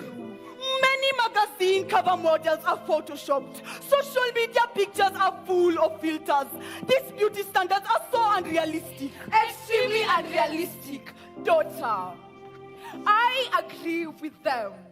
If I had come out and shown my true self to the world, that I have this condition, then I would have taught you self-love and acceptance. True. Mother, if this condition is not contagious or life-threatening, then let me cover myself with a shield of self-love and acceptance. I will not hide or run away from their vicious eyes. Don't. This condition will not stop me from being the person I want to be in life. Exactly. Madam Principal, let the journey back to school commence. Wait, Madam Principal, what is it again? Nuru, sneaking out of school is a punishable offense which you committed, and therefore, as Skyla and her friends face the disciplinary committee for bullying and mistreating you. Nuru, we are sorry. And as they will be educated on this condition and how to appreciate others, you will have to serve your punishment for sneaking out of school. But Madam School rules are school rules. Madam Principal, does that mean she would be the face of the school? Prior to her disappearance, as the administration, we had made the decision of her being the face of our school. Nuru, my daughter, my roommate. There's a hope that's waiting for you in the dark. You should know you're beautiful just the way you are. And you don't have to change a thing, the world could change its heart. No scars to your beautiful, we're stars and we're beautiful. Oh.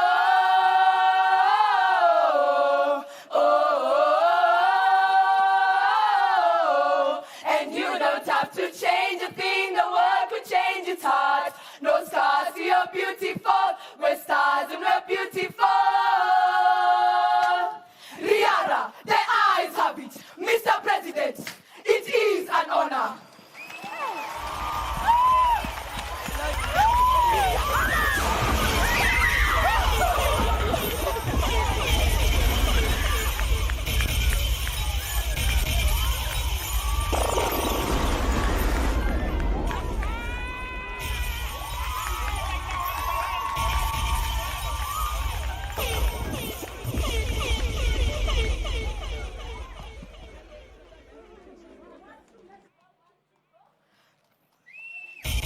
Wonderful, wonderful. Another round of applause for that wonderful, wonderful production.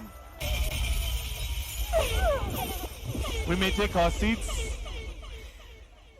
Body shaming is real, and it's what these students are going for. And Your Excellency, just to confirm, I can confirm that I am neither wearing concealer nor foundation.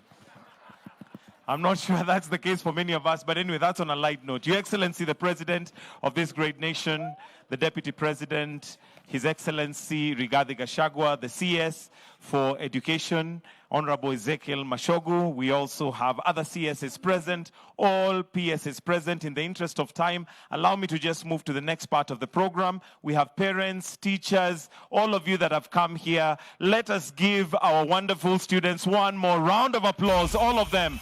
Wonderful, wonderful production right there.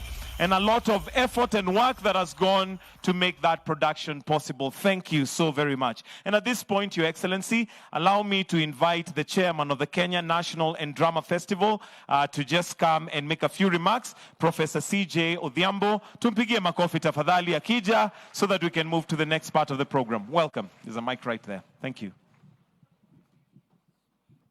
Your Excellency the President, Dr. William Samoei Ruto, the Deputy President, Rigathi Gachagua, the Cabinet Secretary, Minister of Education, and all other Cabinet Secretaries present, the Principal Secretary, State Department of Basic Education, and all other Principal Secretaries present, and all invited guests, our students, teachers, good afternoon.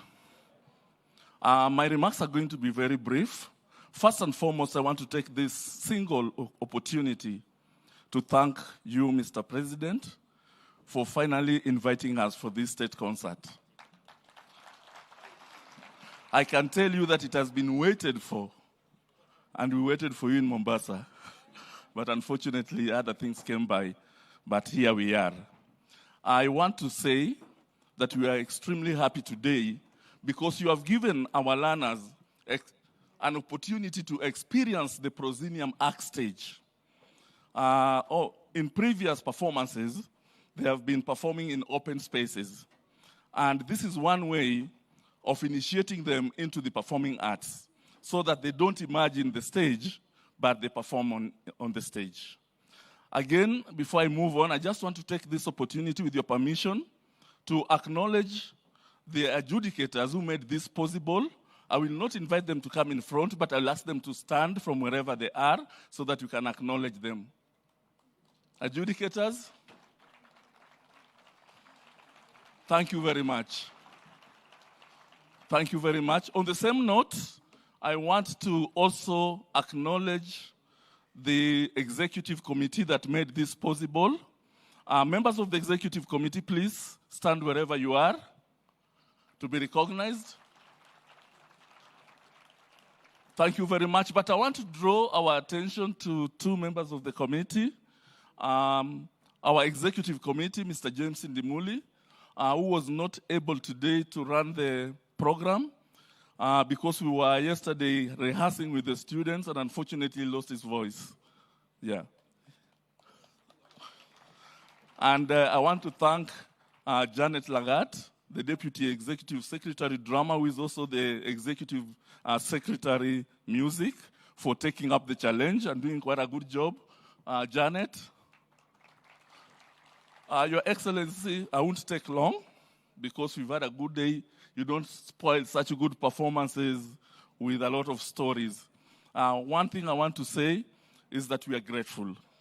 The second thing is that I hope and believe that we have all learned from what we've watched here, and that the kind of art that we are promoting in schools is what we call intervention art, because we want to intervene. We saw the play by Riara, we saw all the other performances, which would want us to change our society.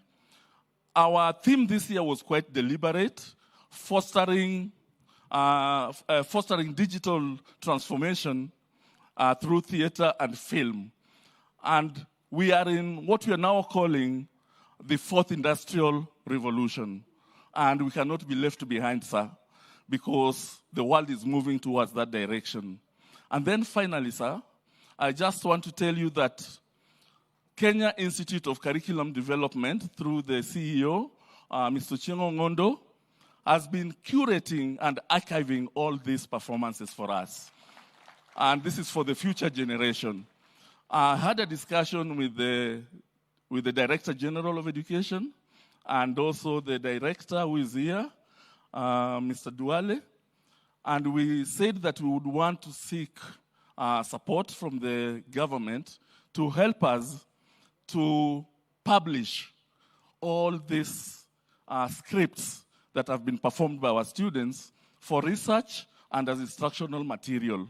So if that is done, then we will be going much ahead in promoting the arts. And finally, that we are going to support, as a drama and film festival, the agenda of the government of ensuring that the creative industry is thriving in this country. Thank you very much, sir, and we still want you to continue supporting the Drama Festival. Thank you. Thank you very much, Professor Odhiambo. Next, I would like to call upon Honorable Ezekiel Machogu, who is the CS for Education, to come and make his remarks, and after that, invite the Deputy President, who will in turn invite the President. Welcome, sir. Thank you, Your Excellency, the President of the Republic of Kenya, Your Excellency, the Deputy President, my brother, my colleague, CS Ababu Namwamba, the Principal Secretary is present, the senior government officials, the chairman of government agencies, Your Excellency, we are gathered in this ground of State House.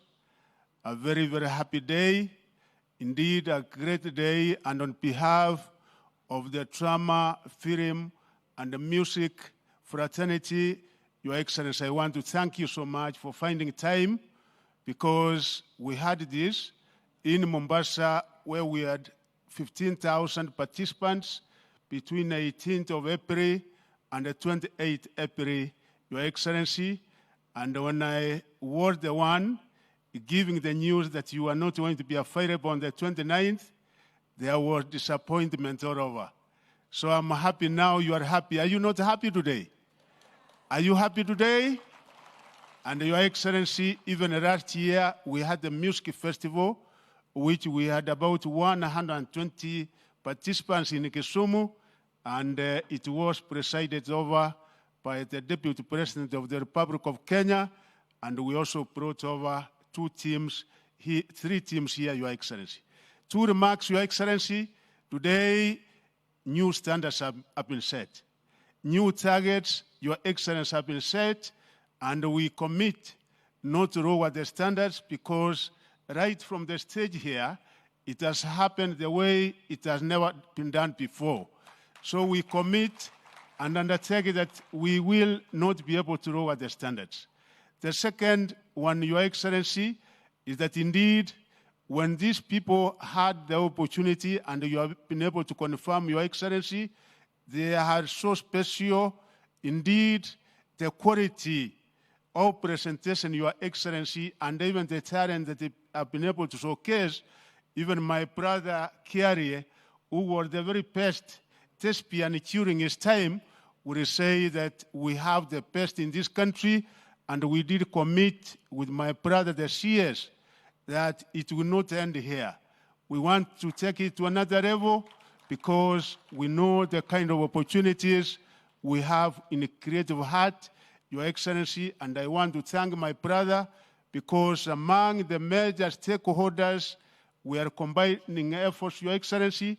He gave us 237 million in order to make this a reality the way we have made it today. We also thank the National Committee, and Your Excellency, we are going to combine efforts so that these young people, with the wonderful talent they have, we can even be able to take it to international level. And for the first time, today, they are also going to showcase in our national theater.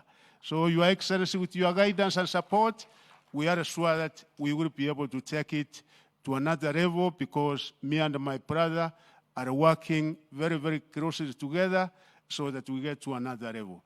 With us, Your Excellency, let me recognize our two members of parliament. My chairman of the Education Committee, Julius Mary, is here with us, and we are also working very closely together. One who has been prepared to be what he is, member of parliament, because he was and still is the best thespian, but I think he has now been overtaken, is my brother, member of parliament, Dagoretti South, the chairman of Communication, Information and Innovation, my brother, Mheshimiwa Kiarie. We thank you, because you are a great... Yeah, thank you very much. With those remarks, Your Excellency, my brother Ababu Namwamba, I now invite him, with your permission, so that he can be able to make a statement, and invite His Excellency, the Deputy President. Welcome, my brother.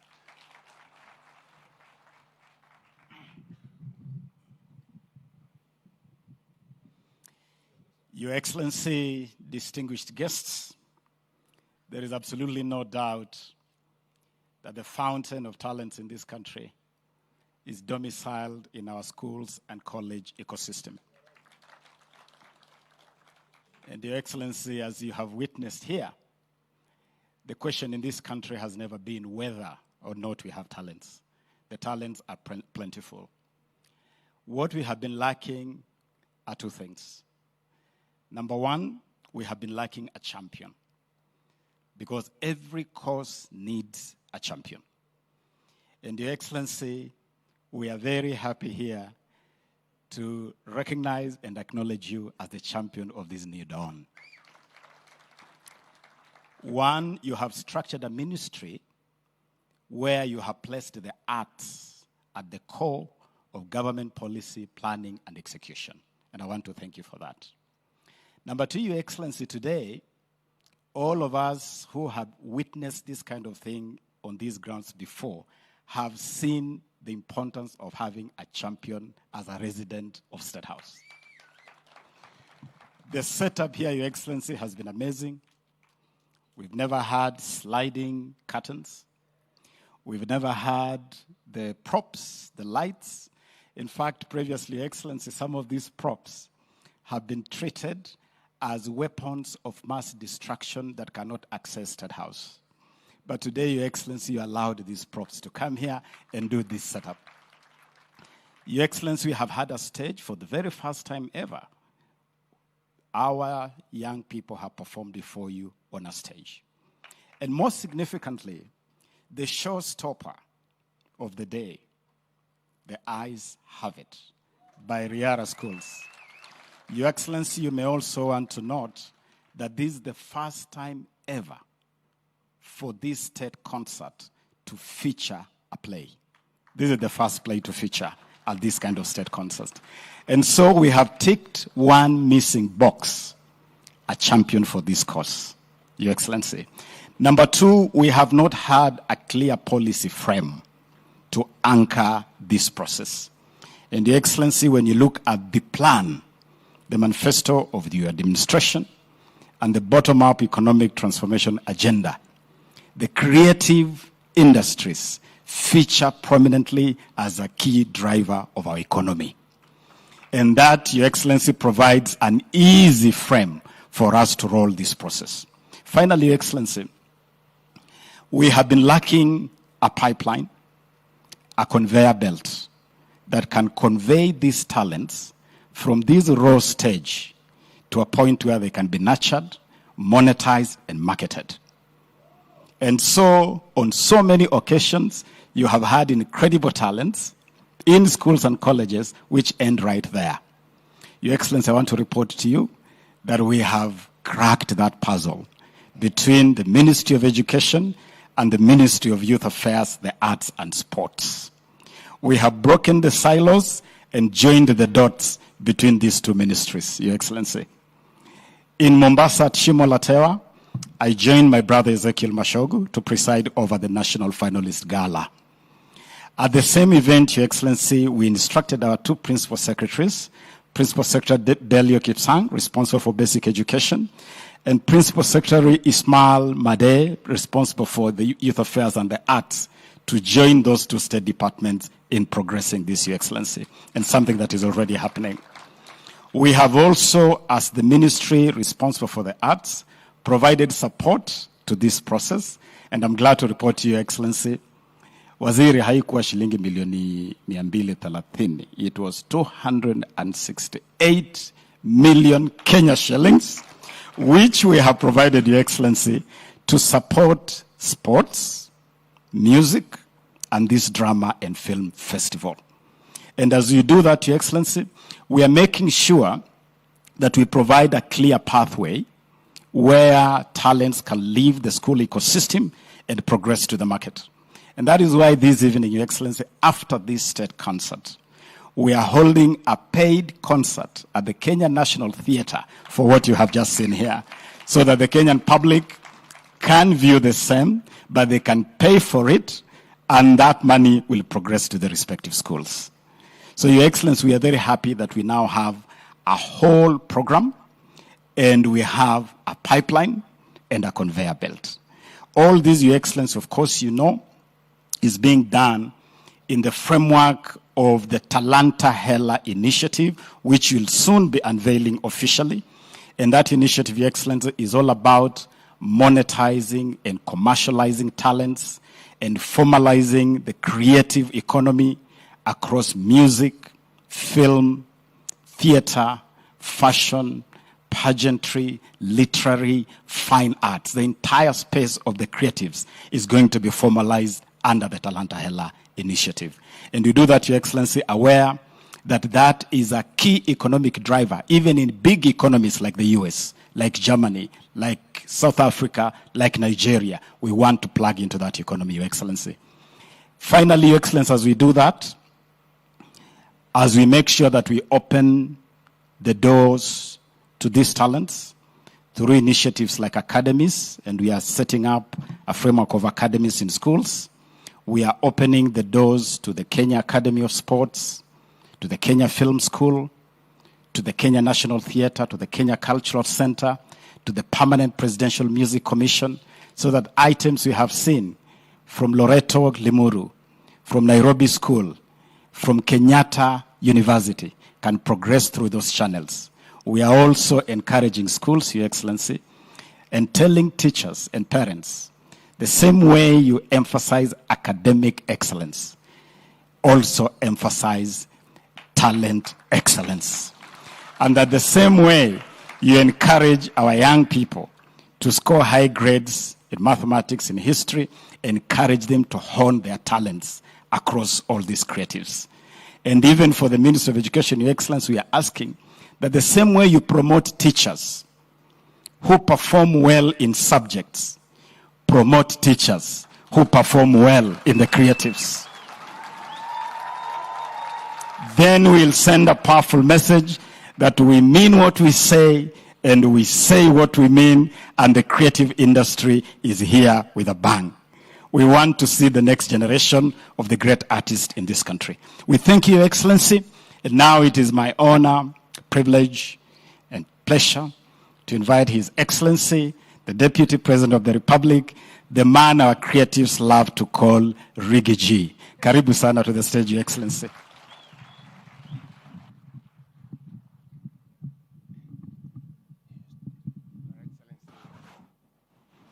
The President of the Republic of Kenya, the Cabinet Secretary is present, the dramatists who are here, the actors, the adjudicators, the content creators, directors and producers, good afternoon.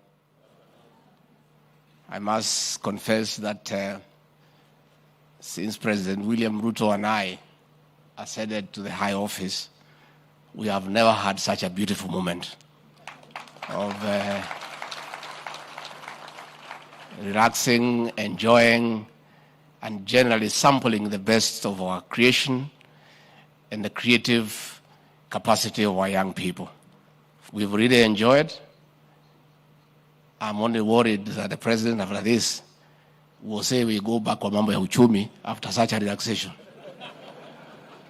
Rais, nakuomba tafadhali mimi unipe ruhusa nipumzike kidogo. Kama wewe unataka kurudi kwa mambo ya uchumi, wewe uendelee kwa sababu umetumiza sana kwa hii mambo ya uchumi. Najua rais wetu, when he asked me to be his running mate, he never disclosed to me that once we are set to office, our lives will change. We will become economists when some of us are dramatists. Sasa ametupindua kutoka drama tumeingia kwa mambo ya uchumi. Kwa hivyo rais, kwa na saa 8 hii wewe urudi kwa mambo ya uchumi, mimi unikubalie niende niangalie hii maneno ya art and creativity kwa sababu tumefurahia sana. Your Excellency, I want to say that I am very impressed by the quality of the productions that I have seen here this morning. And I don't want to comment about it as Deputy President or as Rigathi Gachagua. I am myself a dramatist and a qualified adjudicator in my own right. I studied theater arts in the University of Nairobi, and I have a degree in theater arts, and I'm a qualified adjudicator. So, Chairman, next time you have drama festival and you need an adjudicator who is fair, a truthful adjudicator who cannot play corners. I'll be available if we can agree on the fees. Your Excellency, what we have seen here is very pleasing to us because the quality of the production has gone very high, and I really want to thank in a very special way the teachers, the producers, and the directors who have put time and commitment to produce such fine productions. I want to thank the teachers in charge of co-curricular activities for your commitment. Nobody can ever pay you for what you do. The hours that you put in these productions to see the kind of shows we have seen here is a phenomenon. So I want to really thank you. Or I want to urge the organizers. Next time the president invites you to State House, don't edit these productions. We have a few productions that were in Mombasa that are critical to our administration, that gives a very honest opinion of what they think is our performance so far. The president here doesn't want a praise and worship choir here. What he needs are people who have no malice, like these young people, who can do an audit on his performance so far and come up with choral verses, come up with mashairi, come up with plays that will help him to become a better leader, because he's not an angel.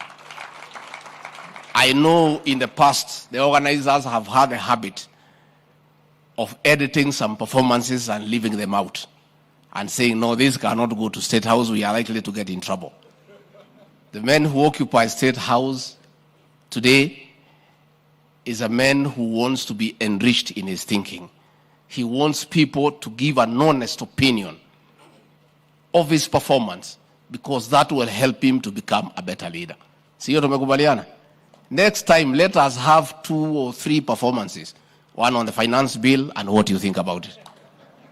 Because it is good, it will help the president. So, Your Excellency, drama and arts and the creative economy continues to be a social intervener in terms of shaping the way people behave and the way they think. It was through song, dance, and drama that young people were able to help the people of Kenya to deal with HIV and AIDS. There was a continuous narrative, continuous performances, until the people of Kenya appreciated the danger that was posed by HIV and AIDS. I want to urge our young people, the content creators, to continue having social interventions to help the Kenyan people. I was very pleased to see Matuga Girls here present a presentation on drug abuse and the effects of drug abuse, which we are having a big problem at the coast.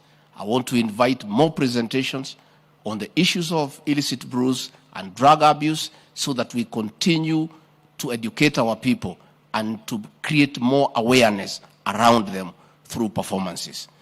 I was very pleased to see a dance on Cherono about the banditry and cattle rustling activities in the North Rift. Those are good social interventions for society, and I want to urge you to continue. Of course, the play of the day, The Eyes Have It by Riara, was a masterpiece. People must stop living in denial and be like Rigathi Gachagua, the truthful man. That play is a must for the Azimio Brigade. You need to perform that play to them so that they live with the reality that the elections are over and William Ruto is the president of the Republic of Kenya. People must not continue living in denial. People must accept reality. They must accept circumstances and learn how to live with them. We want to urge them to accept reality and learn how to live and move on, because that is the reality. So, Your Excellency, we are very pleased, and this should happen more often.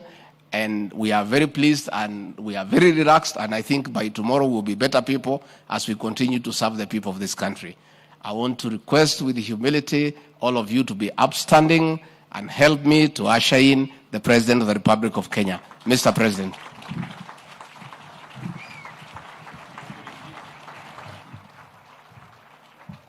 Thank you very much, Rick G.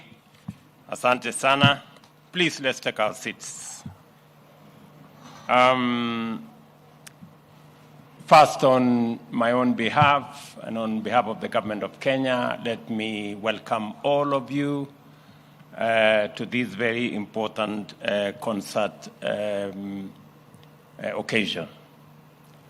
Let me disclose that I did not come to Mombasa for the festival as I had been invited by Professor Christopher here Odhiambo and his team through the ministry. And it was intentional because I wanted you to come here so that we can set a new standard. And we can raise the bar on matters, arts, and the creative industry in general. As has been said, what has happened today here has never happened in State House. And I wanted us to begin there so that you begin to appreciate that the creatives are serious business and we treat it as such as the government of Kenya. Going forward, this is not going to be the usual. I did promise you 3 years ago that we are going to give new impetus to the space around sports, youth, creatives, and the whole industry around art. And that's why I am really happy today to preside over the state concert for the finalists of the Kenya National Drama and Film Festival. I have had occasion to watch your performances in the past before COVID-19 that I think was in Bungoma. I also did in 2018 and 2019, and I have first-hand experience of the quality of your performances. And I have no doubt in my mind that it is world-class. I have watched with satisfaction the latent talent, and I am convinced that there is a lot to achieve in performing arts. I have enjoyed the performance. We have been educated on a lot of pertinent and contemporary issues that continue to affect our society. Drama operates at the level of aesthetics and morality. Some of the themes presented here touch society to the core, and many of the performances here have spoken to very critical aspects of what we are as a society. I listened to the girls from Matuga in Kwale, and they are speaking to the core of what is hurting our nation, especially our young people. Many young people in Kenya today go through many challenges. Parents, religious leaders, government is seized with the real challenge of millions of our young people who get lured into drugs, and we lose talent, we lose opportunity, and we lose human capital that can drive our country into the future. Continue to demonstrate what is wrong with what happens when our young people get involved in drugs. Continue to expose what's happening in all our spheres of life, whether it's in school, whether it's in places of work, or indeed anywhere else. I was very, very happy to see the girls from Matuka do their thing. That was great. Pongezi. The banditry in the up north, we got to learn that women can actually stop war. And using what looks weak, they have managed to bring to an end situations that would otherwise cost life and destroy property. I think it is important for us to know the strength of what society can be if we marshal all our assets and resources, whether they be men or women. I am very encouraged that through the drama from Santa Maria, was it? Santa Maria, congratulations, you did a wonderful job. Tuwapigie makofi jamani. And I want to promise our children in those areas, in the North Rift, that the government of Kenya will make sure that the challenge that our children go through, many schools have remained closed for many years. I promise them that listening to the girls from Santa Maria, the government of Kenya, as I undertook to the nation, is inspired to make sure that all our children go to school. We have mobilized. I saw the girls here say, whether you have informed the police or the army or the Air Force. I want to tell you, we have mobilized the police and the army to go to the North Rift to make sure all our kids go back to school. And they will be there. It doesn't matter for months, even for years, until we sort out the challenge of banditry, until we make sure that we open every school, and until we make sure that every child is in class. I also listened to my good friends from Vihiga, I think, SSA. Was it SSA? I listened to SSA and their performance. And I heard them say something like, hakuna kazi, which is what it is. That's the society we live in. In fact, there are two very important, and I think the most popular, signages. One is umbwa kali, the other one is hakuna kazi. It is time, as a country, as a society, as a people, as a nation, that we begin to think about the investment we are making in our education, in our young people. I was asking the minister here earlier. We spend a third of our budget, 650 billion shillings every year, in educating our children, in primary school, in secondary school, in our TVETs, in our universities. Yet, after we have invested 650 billion shillings every year, we have refused to think what will happen to this huge resource when they get out of either school or college or university. That is why we have 5 million young people today who do not have jobs, yet we have spent huge amounts of resources to get them where they have got. And it is the reason why in this year's budget, we are asking ourselves, how are we going to create 5 million jobs? How are we going to make meaning of the 650 billion shillings we spend every year to educate our children? How do we allow such huge resource, educated at great expense, to go to waste because we have not organized how they are going to get jobs, how they are going to deploy their knowledge, how they are going to deploy their talent? And that is why we have a plan on the employment of the young people in our budget this year, so that SSA will not have to tell us hakuna kazi.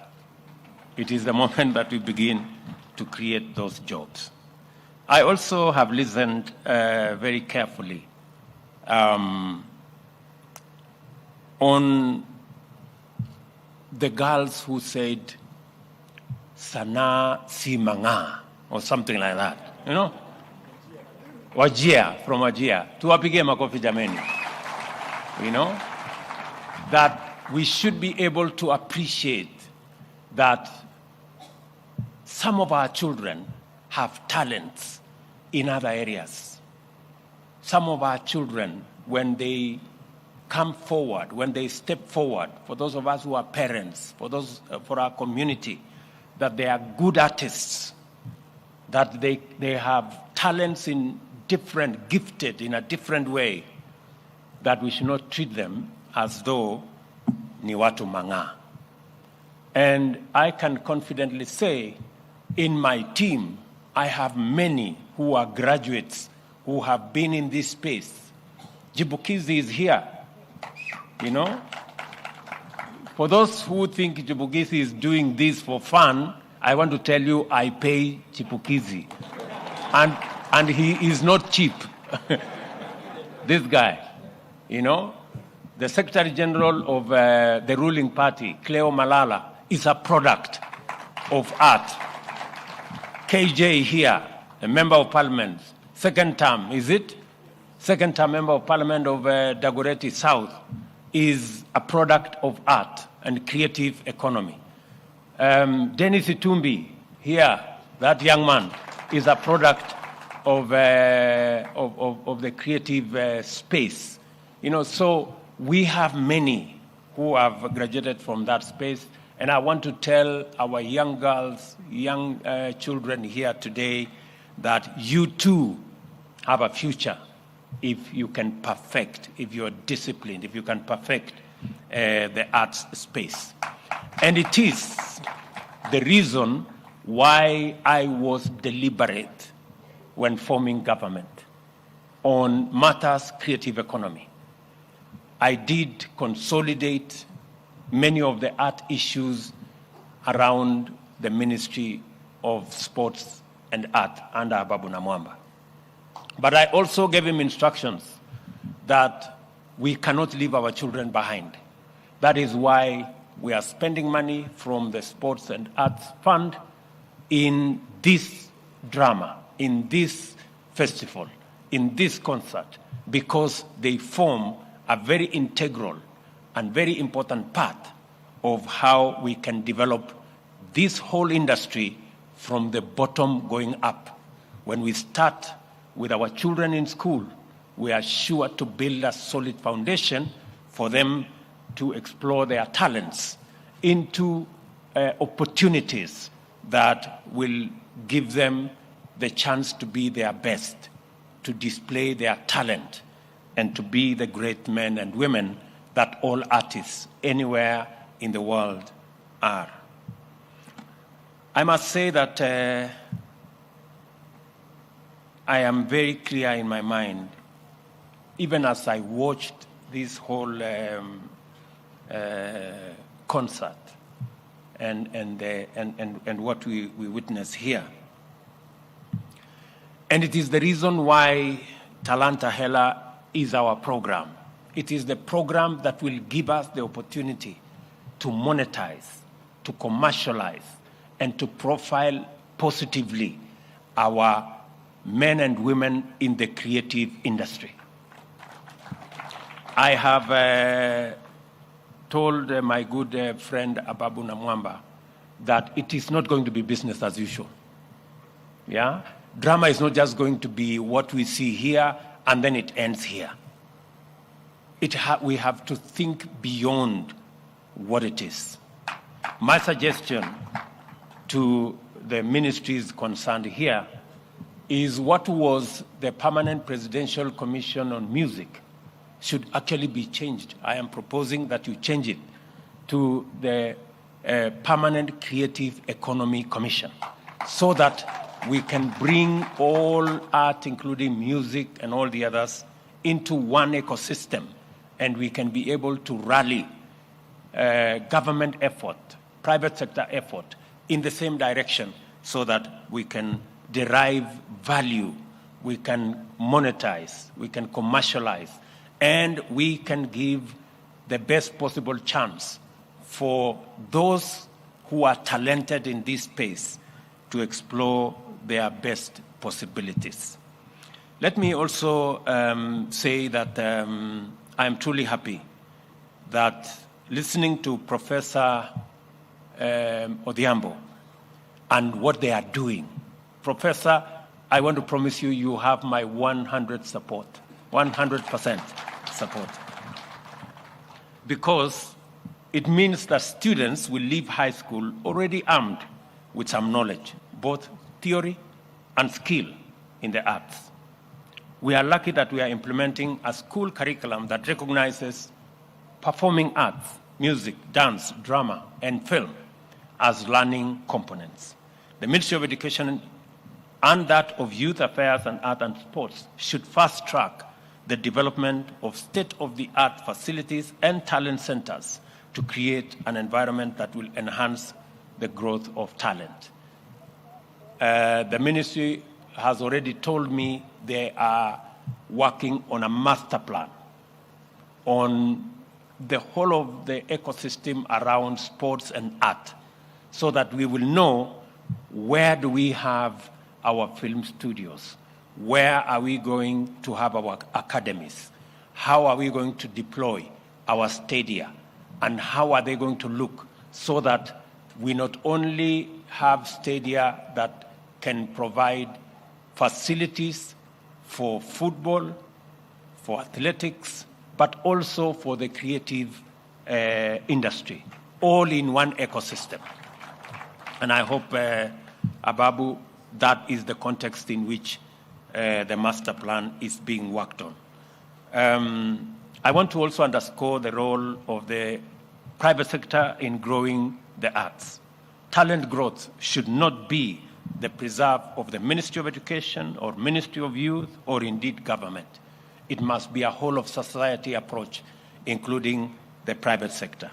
I am looking forward to the private sector stepping forward and working with us and providing opportunities and deploying some of the resources they have, whether it is CSR, whether it is sponsorship, in ensuring that we grow this space around the talent around our young people.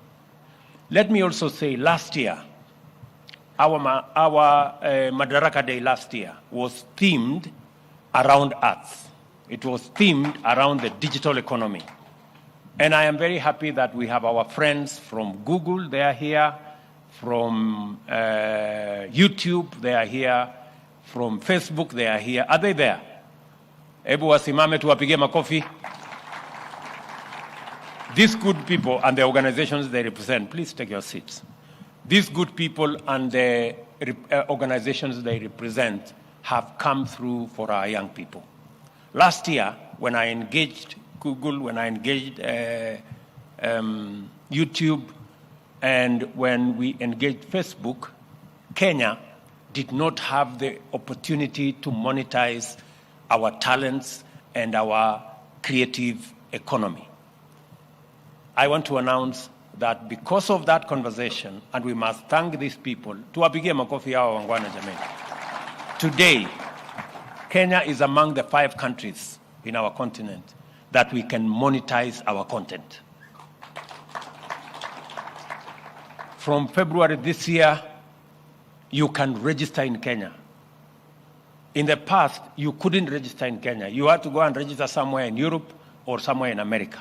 Today, you can register as a content creator in Kenya, and you can monetize your content.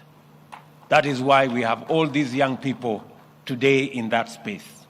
And I am very happy that Facebook is now working with us. They have agreed to provide free training for content creators who want to work with them, especially in the creative space. And I want to request these people to accelerate the journey, especially Facebook, to monetization. Maybe able to apige makofi tena. Do you wish to say something? I can give you a minute. Let me ask the good people just to say something. to these great people. Thank you, Your Excellency. With all due respect, all protocols observed, good afternoon, everyone. My name is Martin Degwa, and I'm the Director of Public Policy for East and Horn of Africa at Meta. Meta is a brand name for Facebook, Instagram, WhatsApp, and Messenger, and these are some of the logos we saw earlier in the presentations. We are very concerned and care about the investment in the region and specifically in Kenya as well, particularly in making sure that we support the creative economy. So we're really excited to support the vision that you have as a government, but also to see how we can work to make sure that we bring more awareness on the tools that are available that can be used to do that, but to do that also safely. We've had a very good presentation by the students here around bullying and harassment, and these are things we actually see as violations of policies that we have on platform. So we are delighted to see how we can bring that awareness in embedding those resources within work we will do with KICD and TVET to bring more digital skills trainings to those, but also to advance that also to the other users who are not necessarily in those institutions. So we're working together with government to make sure that we see more and more people take up this, get more awareness and skills around how to use our tools safely, to scale their businesses, to scale their craft, but also to do so safely and to not harm one another. Thank you so much. My good brother. Thank you. Thank you very much, Your Excellency. My name is Michael Murunge. I lead government affairs and public policy for Google and YouTube here in East Africa, based here in Kenya. Your Excellency, first of all, YouTube, of course, we are very happy to be providing a free platform on which creatives can build audiences and grow their brands. YouTube Creator Academy is also free. Your Excellency, like you mentioned during when you hosted us during Jamhuri Day, our managing director for YouTube for this region, Alex Okosi, you challenged him and you told him that we need to do more as an organization, as private sector to support creatives. I'm glad to report, Your Excellency, that in the week after next, we are bringing over 124 worldwide renowned YouTubers to the country during the graduation ceremony of our YouTube Black Founders Fund. And what's more, Your Excellency, we are going to be requesting, this is going through your relevant ministers and cabinet secretaries, Your Excellency, for another hosting here so that Alex Okosi can come and deliver what he has been researching based on your ask, and then you can receive it, Your Excellency. For now, I will not say what that is, but I'm sure Your Excellency is going to be something that answers to your ask for us. Thank Wonderful. You so much. Tuwapige makofi tena.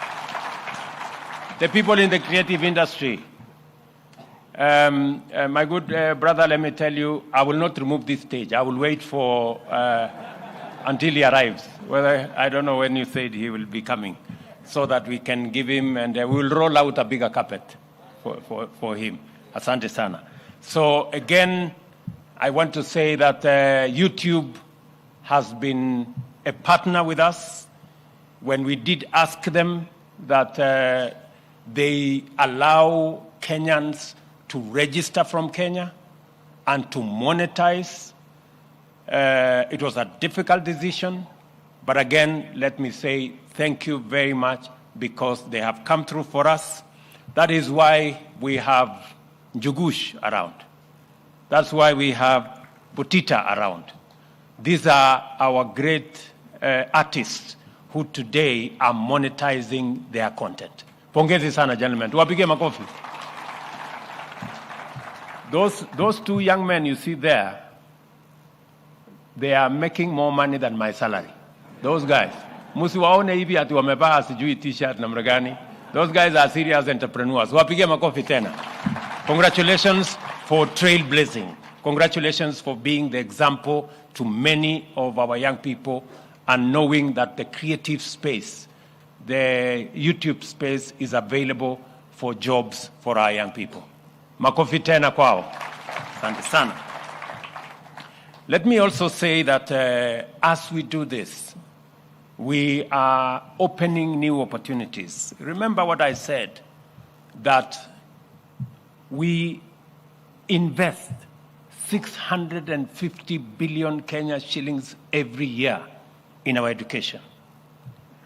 We must think through it. It's not enough to spend that money educating our children.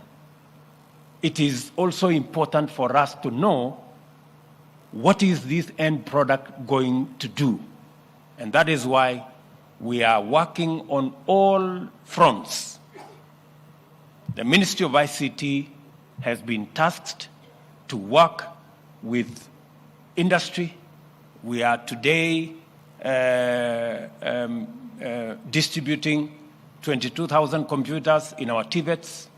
We will be doing another phase. We are discussing with the Council of Governors so that we can also work with our vocational and training institutes at the county level.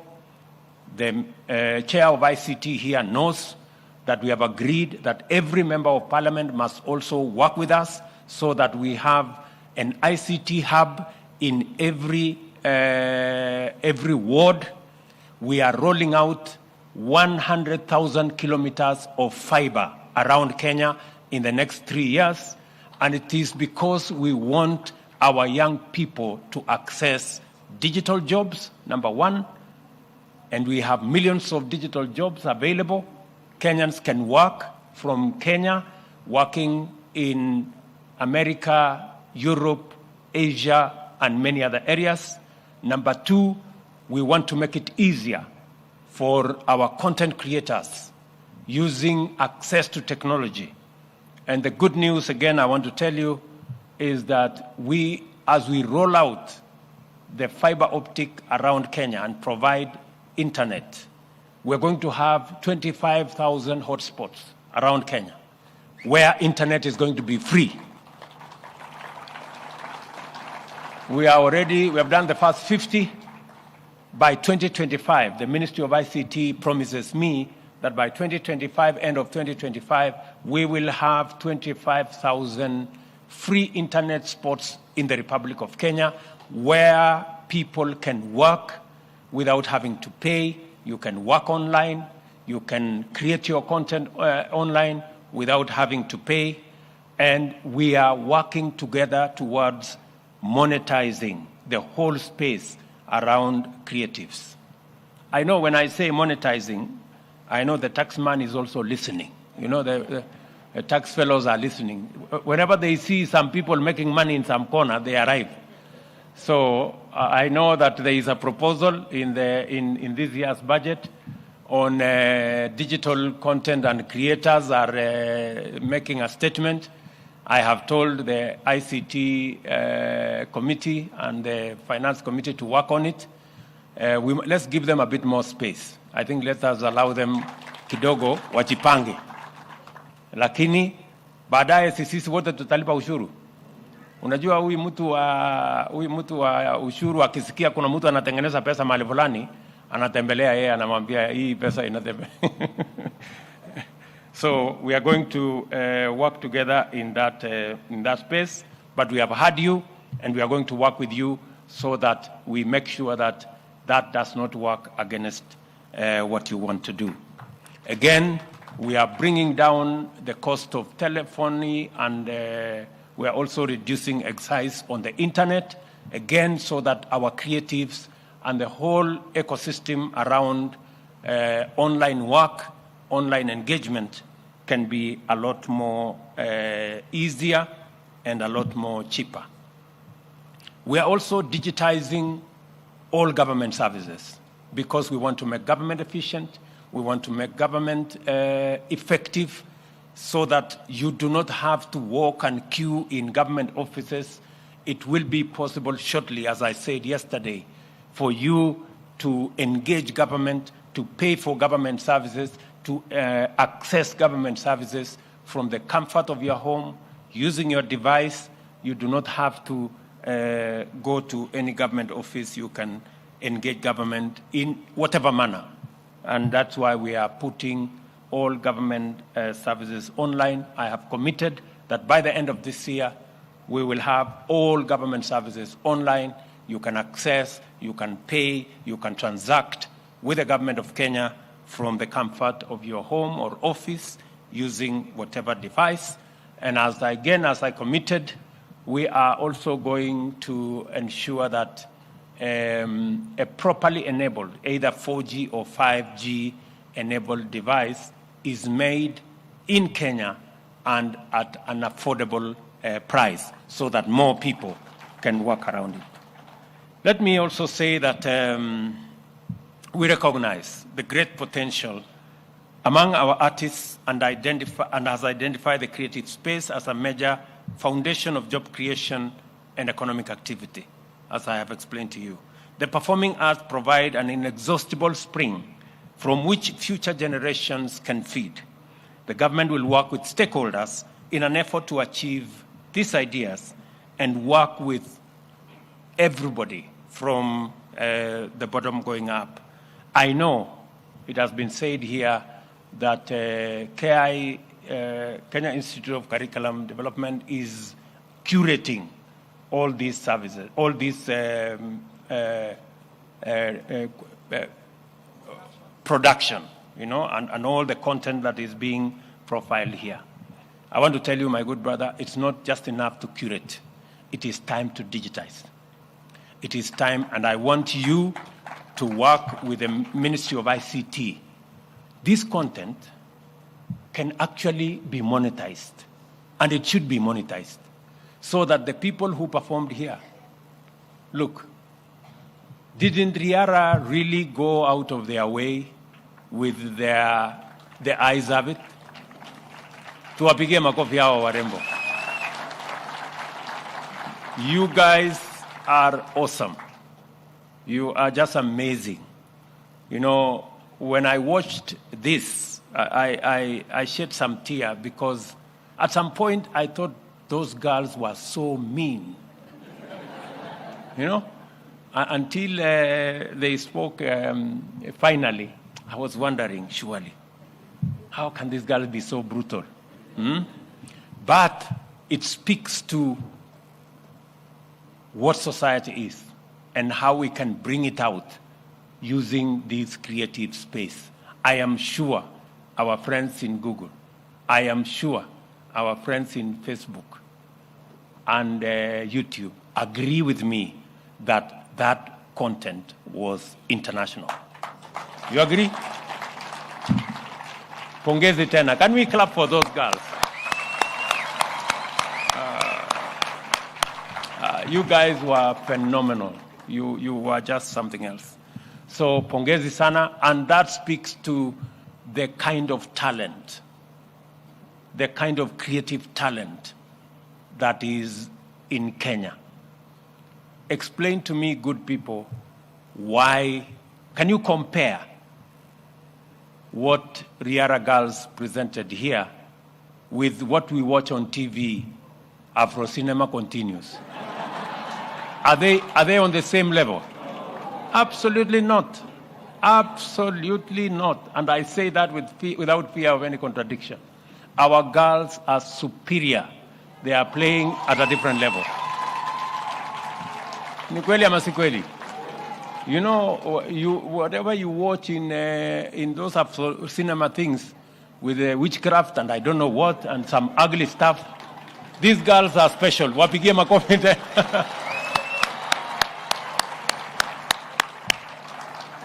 Yeah? Asanteni sana, girls. Thank you very much. And congratulations to Riara. You have really made a presentation and a half. And that is the kind of content that will speak to us as a nation on our TV screens. That is the kind of content that people should be paying. We should be monetizing that kind of content. And therefore, my instructions are all what has been done over the years should not just be curated, but the Ministry of ICT will work with KICD to make sure that they are available online and they are monetized so that the owners of that product can access and can get a monetary gain out of it. It will also speak to where we are going as a nation. Let me again say congratulations to all of you. I am truly, truly grateful, and to commit to all of you that we will continue to invest in this space around our children. This year, we have hired about 35,000 teachers to make sure that all our girls and boys in school are taught. We will possibly maybe hire a similar number next year. We are working on the resources so that we can also re-engineer the whole space around our competence-based education. This year, again, we have deployed additional resources in our TVET institutions. The request was we hire another 3,000 TVET tutors. We've hired 1,300. We will hire another 1,700 later this year so that we can not only teach in our TVETs, so that we can have the likes of Sese from Vihiga, continue to trailblaze and other TVET institutions. And again, we developed a new funding model because there is one resource we have as a country, and I have said it many times, it is our human capital. That is the biggest asset that we have as a country. And to sharpen that asset is our men and women who teach from primary school to our universities. And we must make that ecosystem work optimally. It must work as it should. Our universities were saddled with huge debts, close to 60 billion. Now we have a new funding model, and I am very happy that that sector will now be sorted out. We have increased the resources going to our TVET institutions from about 5.2 billion shillings to about 10 billion every year. We're also increasing the resources going to our universities from about 44 billion to 82 billion every year, because we want our young people in school, in college, in our universities to get the best education that we can support as a government.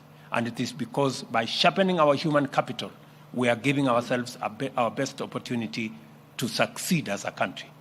And that is why, again, besides putting all the resources required in our education sector, we must also think about the product that comes out of our education system and prepare for them. Make sure that there is a deliberate, intentional, practical mechanism of absorbing the millions of young people that join the labor market every year by making sure that we have a credible and practical plan. And that is my promise to the people of Kenya, that we will have a credible, practical plan to absorb the millions of young people that get out of college every year. The Executive Committee, under the dynamic leadership of good Professor Joseph Odhiambo, deserves special commendation for effectively executing this task. Wapige makofi huyu mungwana. Na the whole team of adjudicators, directors, producers, and everybody else in between, pongezi sana. Congratulations. Tuwapige makofi tena jameni. These are great people. I commend also the work of the government agencies that have supported this year's drama and film festival, the Kenya Institute of Curriculum Development, the Communication Authority of Kenya, the Kenya Universities and College Central Placement Service. I saw the great lady here. Brook East Africa, the IEBC, Brook are there, pongezi sana, the Independent Electoral and Boundaries Commission, amongst others. And I want to say thank you very much for the exemplary work you're doing. You have all our support. I also wish to thank the Ministry of Education for organizing an all-inclusive and exhaustive co-curriculum calendar, including on the performing art. I know for a while there has been funding challenges, but I now promise you, because we are changing, we created a fund called the Sports and Arts Fund, but along the way, it was amended to include other things. I promise this industry that we will remove all other things and leave that fund to fund this sector, because this sector is important. Thank you very much, good people, all of you, and to all our students. I know those who are here and those who are not here. Next year, we are going to raise the bar again. si ndio? Mtakuwa tayari kuja tena tusherekee pamoja. And let me say the following, that even going into next year, we shouldn't be looking for any other talent even for our national holidays. I want a section of the performance in this drama and music festival to participate in our national holidays. I hope the ministry concerned, Bwana DP, you will make sure that that is implemented. Kabisa. Wewe ndio unatusaidia kupanga wale watu wanakujanga huko. So make sure sasa hawa watoto wetu wako na wimbo mzuri, wako na mambo mazuri, so that they become part of the ecosystem of our national celebration, because indeed they are heroes in their own way. So nimeshukuru sana kwa kupata hii nafasi na kwenu kuja kunitembelea. Na washukuru mumenijaa sana nyinyi. I mean, you guys are just amazing. And I am truly, truly grateful. And congratulations to everybody who has made this work. Congratulations to our girls from Joytown and the good people from Joytown. Your performance was great. Asanteni sana. It just brings the whole of society into this ecosystem. Asante sana. May God bless you. As you go back home, pelekeni salamu zetu kwa wazazi wenu, kwa mashule yenu, to all the places where you've come from, and safe travels as you go, and let's meet again next year. God bless you. Thank you. One more round of applause for His Excellency. Thank you so much, Your Excellency, for that wonderful, encouraging keynote speech in regards to our arts and film industry. Ladies and gentlemen, Your Excellency, at this point, we're going to wind up with the national anthem. So if there's anybody who is seated and can stand, kindly let's be upstanding for the national anthem. After that, Your Excellency, with your permission, I know we've really overshot the time. There had been a request just to have a few pictures. If you'll be available, we'll do it right there. So I'll guide you on the exit. So when we finish, kindly, all of us remain where we are. I'll guide you on how we're going to do those photos. Then I'll instruct you for what to do after that. But for now, we'll have the national anthem to wind up officially this session.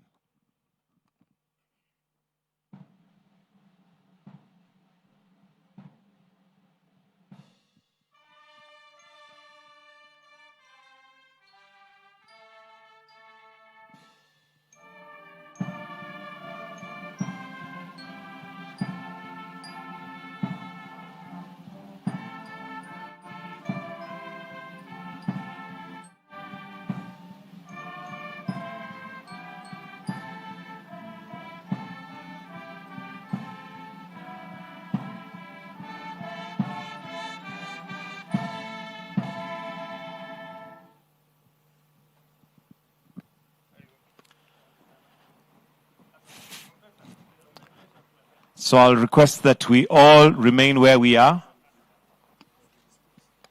And then have the first three schools, that's Applegate, Migosi, and Eagle School. Applegate, Migosi, and Eagle School, kindly